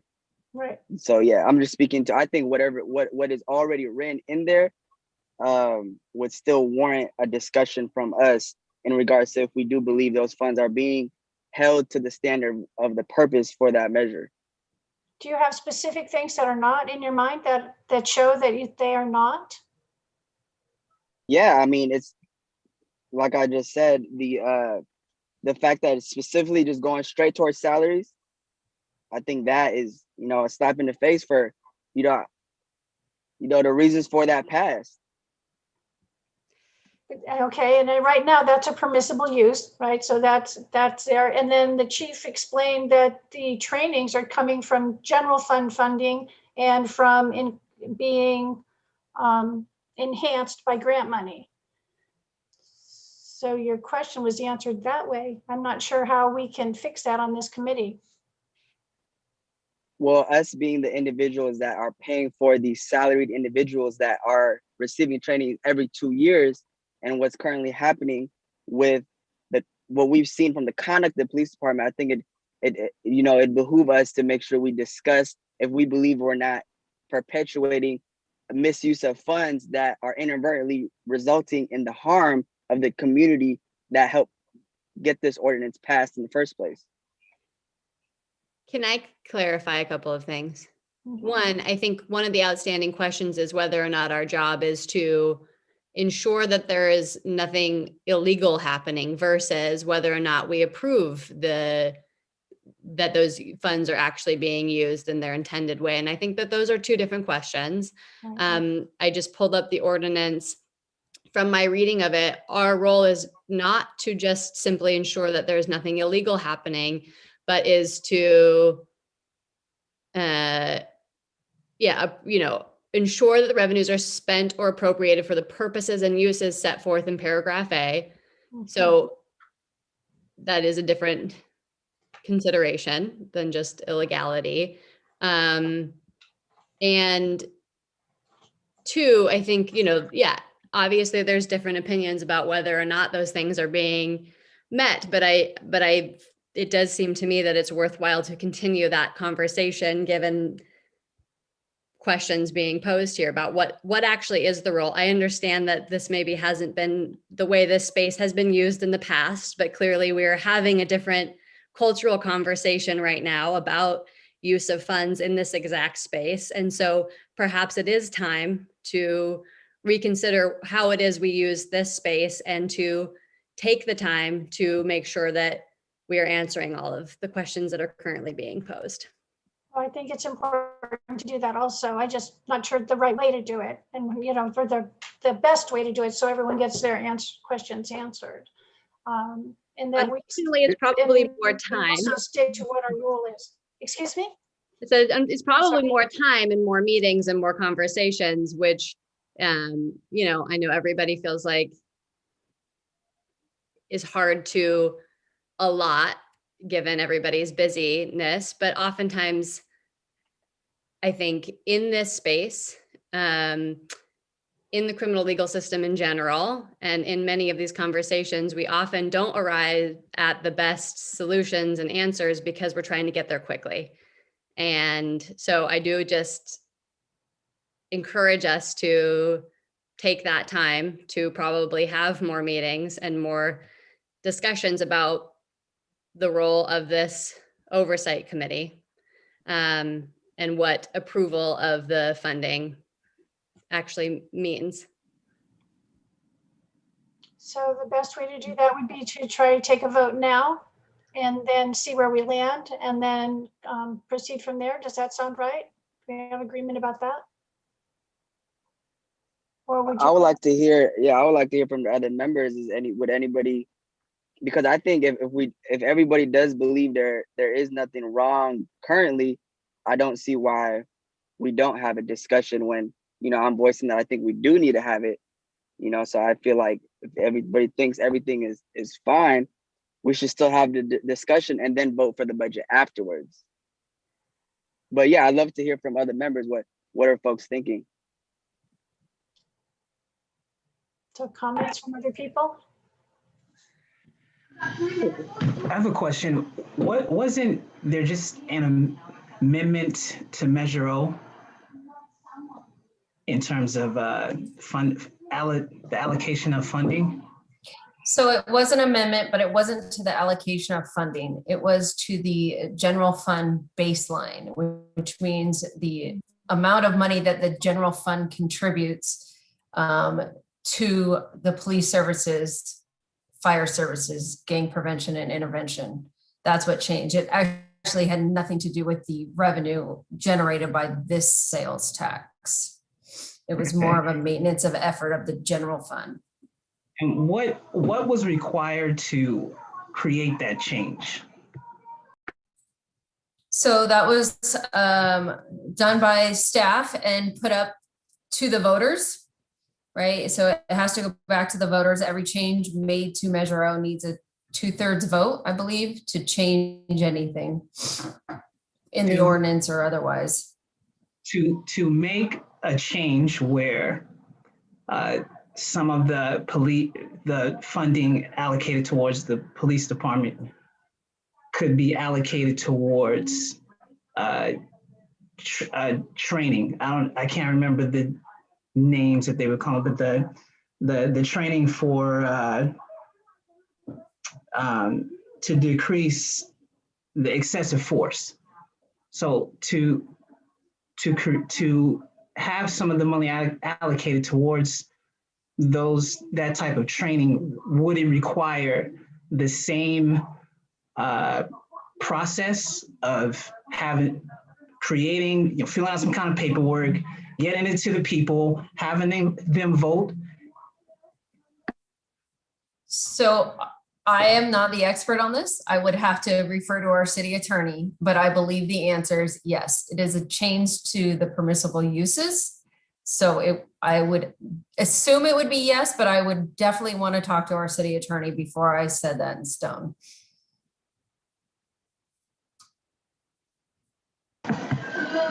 Thank you, Chef. So let me just share. You can kind of look at it. We have a couple of different buckets of money, and so some of the training that you guys are asking for is not out of Measureo per se. It is coming out of the general fund.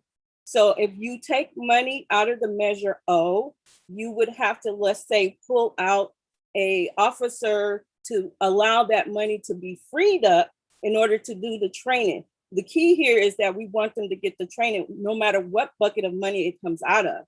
So and somebody can chime in and correct me if I'm wrong, but when it comes to Measureo, if you want to take that money away from an officer, they would have to go back, adjust their budget, take a person out, put it in the general fund, then come back to us and say, okay, we want to do this training and we want it to come out of the Measureo funds. And if it's not about just coming out of Measureo funds, we want them to have the training. They're getting the training. It's just coming out of another bucket of money. So if somebody can clarify that, if that sounds correct. So it wouldn't necessarily be another bucket of money. If the direction is that the committee as a whole does not approve this budget and would like to see a reduction in police services to go towards training, it would all stay in the Measureo funds if the city attorney agreed that this was an allowable use depending on what training was preferred. But wouldn't we have to give up some of the money that is already allocated, because we already at the max for the allocation? So that's what I'm saying. It wouldn't be additional money. We would have to give up something to get the training into Measureo. That's yes.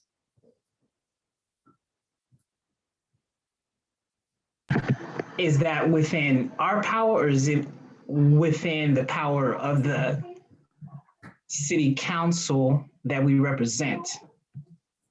So this committee approves conditionally the budget. The city council is the one that has the overall arching approval. You are just passing it on to them. Now, if you all don't approve and we don't get any significant changes between now and when we go to city council, we would tell the city council the COC did not approve the budget as stated.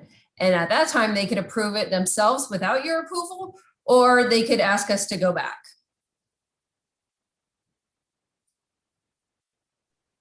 So I think we're getting a little off topic here. I think that what we should do now is take a vote, see where we're at, and move on from there.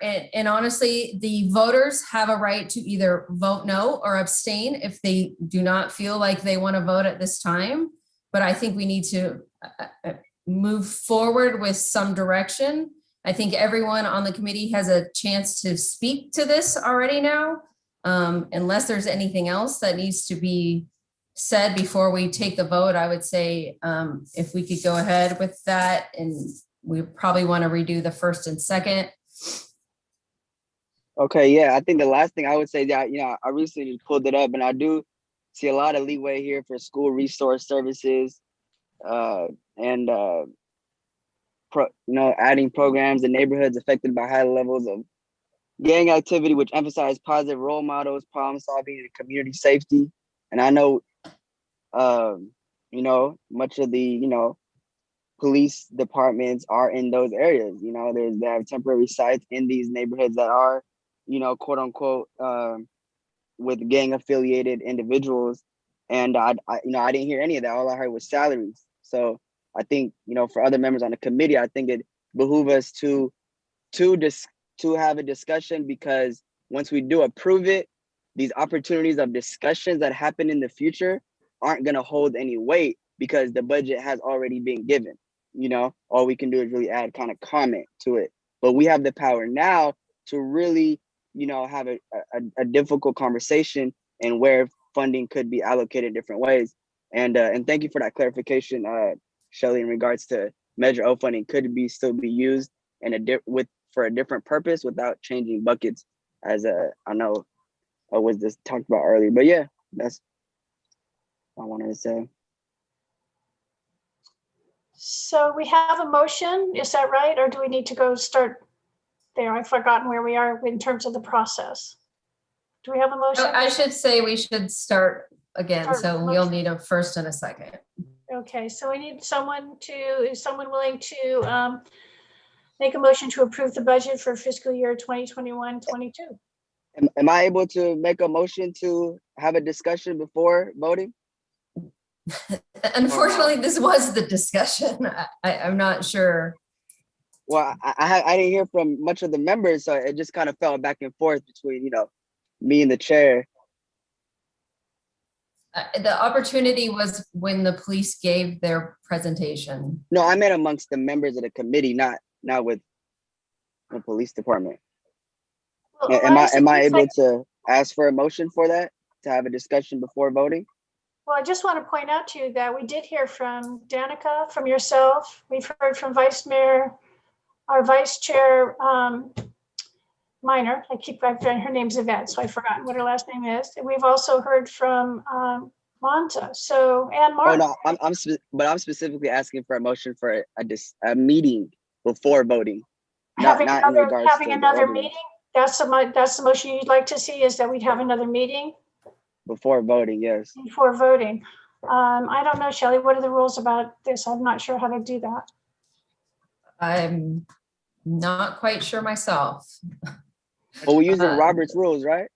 Well, if he makes the motion, you would have to have a second, and then we would have to vote on it. And then if people say yes, then we would have another meeting. But if people say no or abstain, then it's either we don't have another meeting, and then we can go to the vote, I would say. You're correct. Okay, so Elias, would you like to make a motion? Yeah, I would like to make a motion to have a meeting with the members before voting on this budget. Is there a second? A second. Okay, then we vote. Well, my question is, if there's no second, we don't need to vote. You have No, to we have have a a second. second. You have to Danica- have a second to move forward with a vote. So if there's no second, then it's moot, it's dead. Danica seconded. Danica seconded it. You may not have heard her say that. Okay, Oh. so let's go for a vote then. Who would like to see us have another meeting to discuss this prior to going to the city council? Or prior to voting on the budget? I say aye. I say no. No. Aye.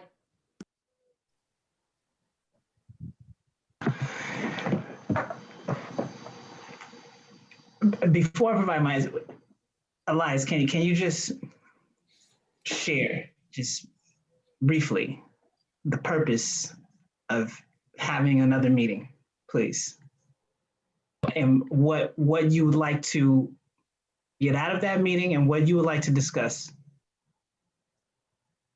I would like us to discuss the inadvertent harm we're doing to our community by passing this without any type of memorandum of understanding, not in the text form, but in this budget, for how the relationship with our community and law enforcement will continue here. I think we're in a time that's very reckoning, and us as the individuals that are passing this on to the city attorney,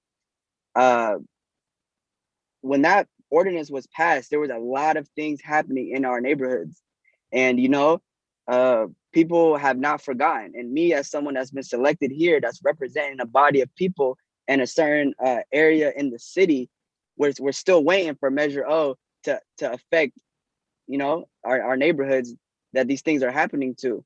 And I don't think just strictly salaried individuals, is what folks were thinking when Measure O was passed. So I think if we can discuss, bring up possibilities of other ways of allocations from the police department in areas that do fulfill the goals of Measure O, I think that's a conversation that is possible and can happen if we allow the space for it.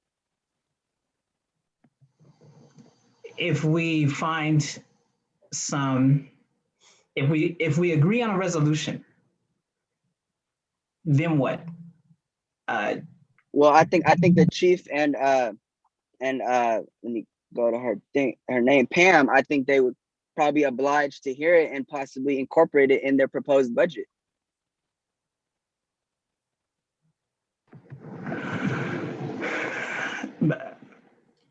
I say yes to another meeting, because just to allow Elias and Danica to express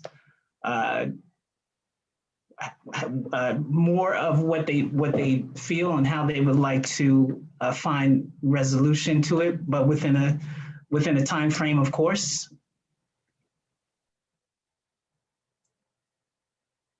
Okay, as a chair, I get to vote too, and I was going to vote no, but that gives us 3 and 3. Is that right?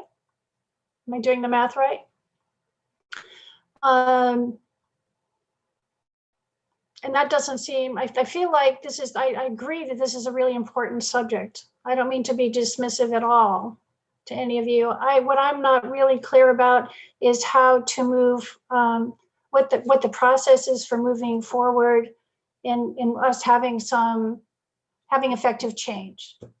That's where I'm a little, I don't know. So I would say, since it's a 3 to 3 and that's not a good way to end a meeting, I would say I'm willing to have another meeting, and I'd like to meet with staff to get clarity about the best way to move forward, so we have a good discussion, which I'm sure we will, but that also that we will have a clear path forward to that would be satisfying. Does that make sense? Because I'm not really clear. We go from here. Do we say yes? Do we say no? Where does it go? I want to make sure that we have a way to do that. I think based on what Shelley said, if we do not pass it, it basically will be out of our hands, and it sounds like the city council will make that decision. So I don't know if we really would need to vote at this point. It would be up to the city council to make that decision, and they can very well move forward without our consent, maybe, I guess.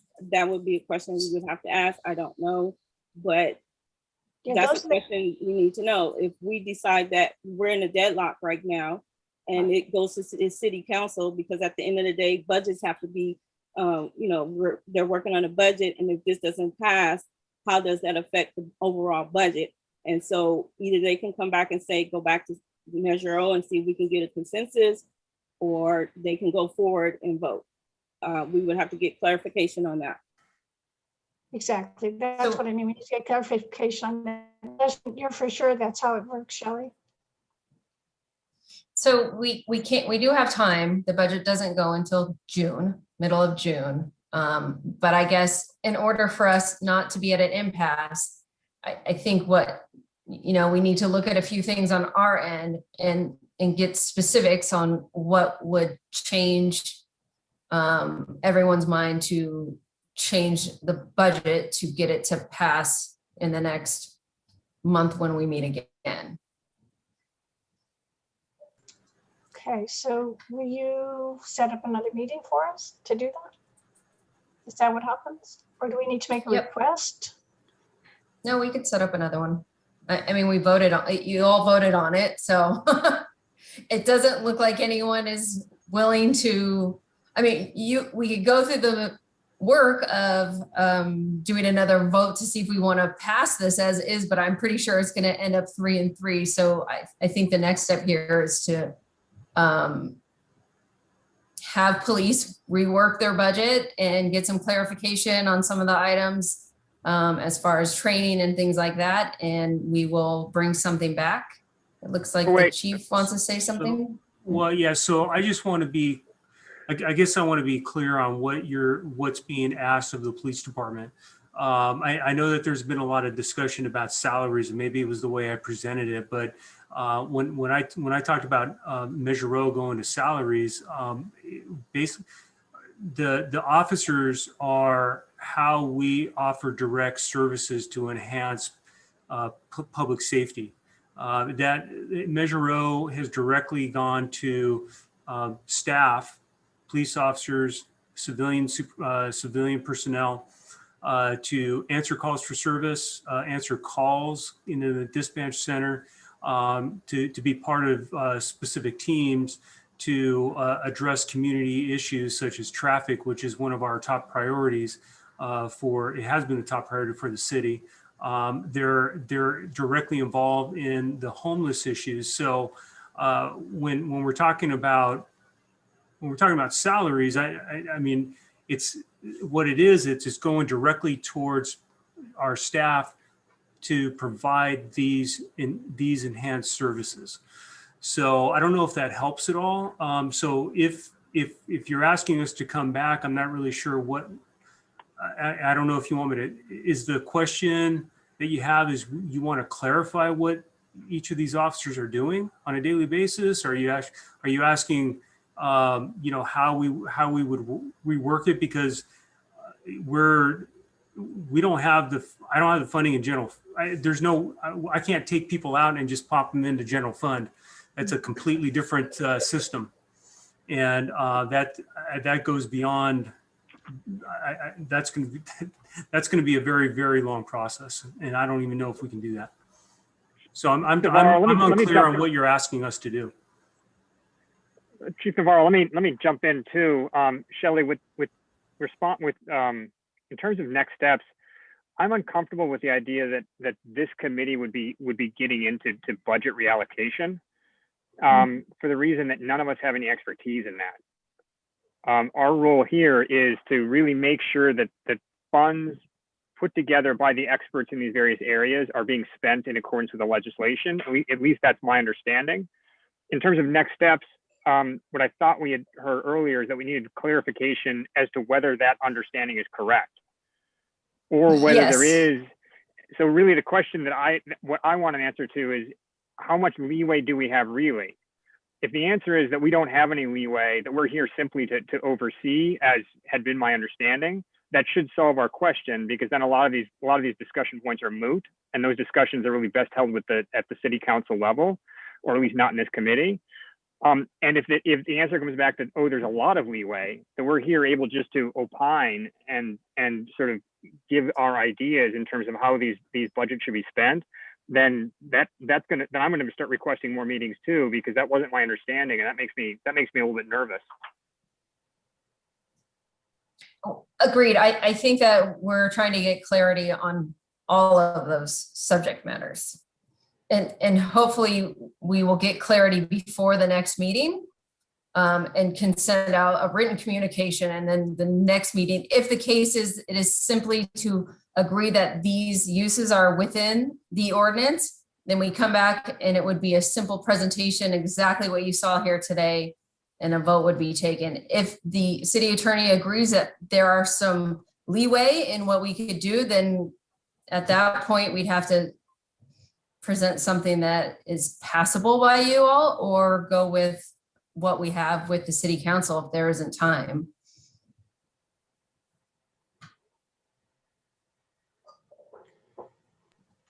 I just wanted to clarify.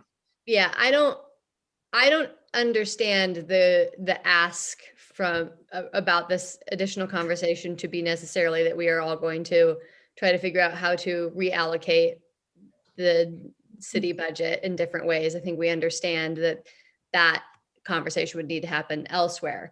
But what I understand the ask to be is that simply going through a quick presentation and then voting to approve it doesn't necessarily feel like oversight, and that there is value in us having a longer discussion about what these funds are meant to be spent on, and whether or not we agree that they are being spent in that way. It doesn't mean necessarily that we're going to come to the end of that and conclude that they aren't, or that they are against the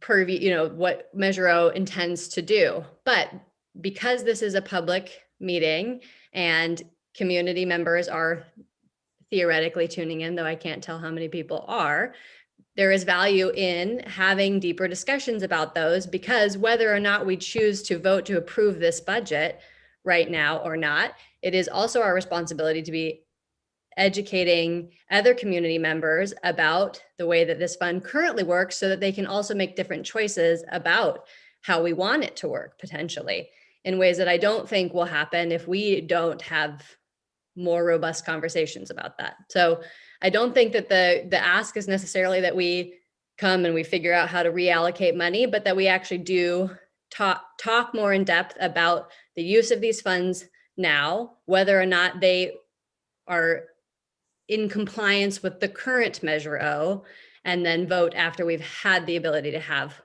more robust discussion about it. The question I have is, where will the information go and what happens to it? We come up with a decision, and then I'm not sure this is the right place to do it. I mean, the way it's set up right now, that isn't what we're set up to do. I'm not against discussion at all. I just want to hear from, in terms of process, if we have another meeting, that we have a discussion, then does it have any power? I guess that's part of it, is where does it go, and does it have power, or is there a better place for this to be happening? Yeah, I think to answer that question, to answer your question specifically, Chief, I don't think there's anything I have to do right now. I think we need to talk amongst ourselves and figure out if there is anything we can do, we'll reach out to you with what we come up with, and, we'll reconvene again, and maybe your proposed budget will reflect some of the additions that, the possible additions that we do recommend you incorporate. We may not come up with anything. So there isn't nothing I have to do now. I think that, but we will, get back to you in a very timely manner, You're basically asking a committee that has a very specific job, right? We all know what that job is. You're asking this committee to redefine itself, and we're not the ones to do that. Yeah, I mean, the definition, it says review appropriateness of proposed Measure O appropriations for upcoming budget. So I think, us as reviewing, I think, there is discretion in there to, propose things to be incorporated in the proposed budgets by these different agencies. Well, that's what we need to hear from the city attorney then, because that is No, not. I was reading the specific, it's on our website. What page is that on in the ordinance? Because I'm going through the ordinance right now. No, this is the Measure O Citizen Oversight Committee mission. Yeah, I have the mission right in front of me also, and I'm looking at the ordinance. I'm sorry. So where I was coming from the ordinance, and I'm going by specifically the ordinance. So if you have a page number for the ordinance, because the mission statement is not the ordinance. We're here to, do what the mission says, but if you go specifically back to the ordinance, that's what we need to follow. So if you can go back into the ordinance and find something to support your what you're saying, then I can, we can all take a look at that and then have further discussion, but come from the perspective of the ordinance. Yeah. I can bring that to the next meeting for sure. But yeah, it's definitely in there, which is it's there. That's the reason why. Yeah, it's section H of the ordinance that says that the oversight committee shall annually review expenditures to ensure that all revenues are spent or appropriated for the purposes and uses set forth in paragraphs. Yeah, so it says in paragraph A, C, D, and E. And so if you go back to that, it has the breakdowns, right? But then if you go to the permissible portion, those are very specific. And that's section 3-26.120. Section A, A1, A2, and A3. And that has the breakdowns of what the funding is for. So if you go back to that, and if we're looking at what was presented, then that's exactly what was done. I'd like to call on Alan because he has his hand raised. Thank you. Thanks, Chair. My name is Alan Alton. I'm the Deputy Finance Director. So one thing I just want to remind the committee that this is an agendized committee that has a very specific agenda for today, and we're veering off of that. And so my suggestion would be that if you are going to hold a special meeting to discuss the role of the committee as spelled out in the ordinance, I don't know, maybe a study type meeting or something like that. This is rather informal, so I think you could definitely do that. We need to have that put on for a future meeting, a special meeting here, because I'm getting a little uncomfortable that we're venturing far away from the topics that were on this agenda. And with that, I'll leave it at that. But I think your next step would be to figure out what and if it is getting a city attorney opinion on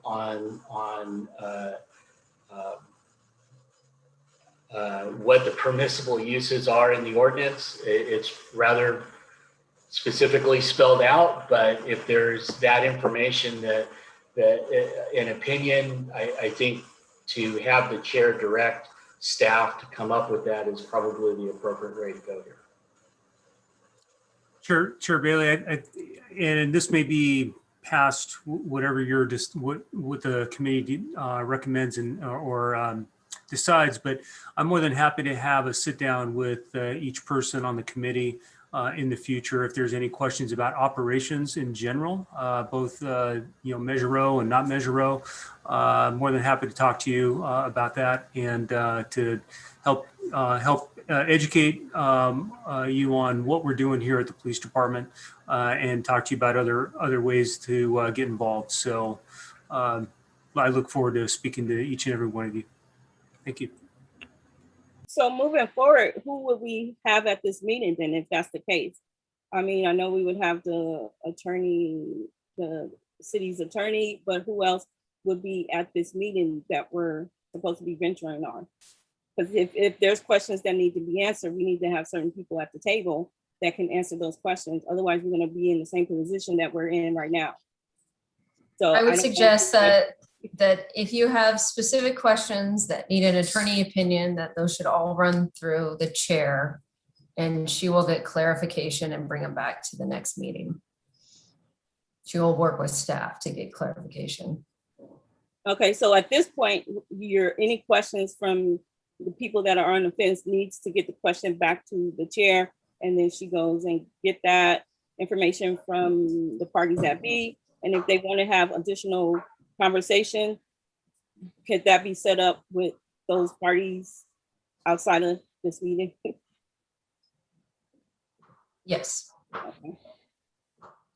So my understanding, I'm going to reiterate what you just said so that see if we're on the same page, that if you have specific questions you'd like to send to me, I'm sure you have my email, but if you don't, I can send it out to you later today or tomorrow morning. And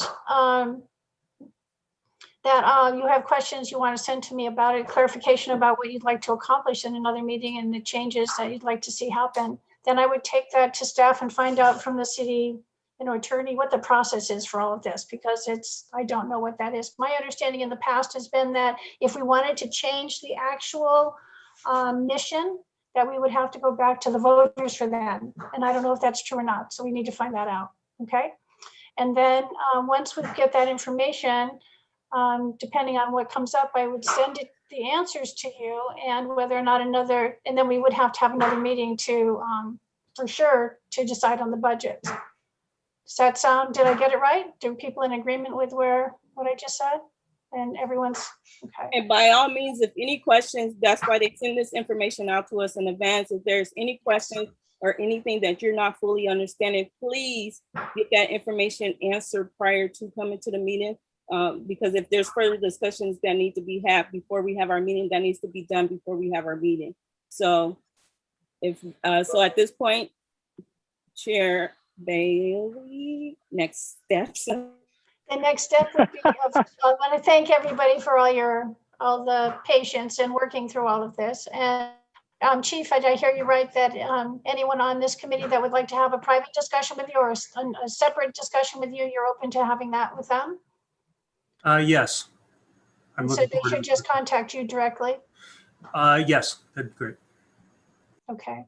And so I don't think there's any more motions to take. Is that right? At this point, I'm a little lost in that part. So or maybe we're having a motion to say we're going to have another meeting, or we're leaving to get more information. What's the best way to do this, Shelley? Well, the motion that was on the floor was that we wanted to have another meeting. So that is. Oh, that's right. So we have nothing else to do because right. The vote is 3-3.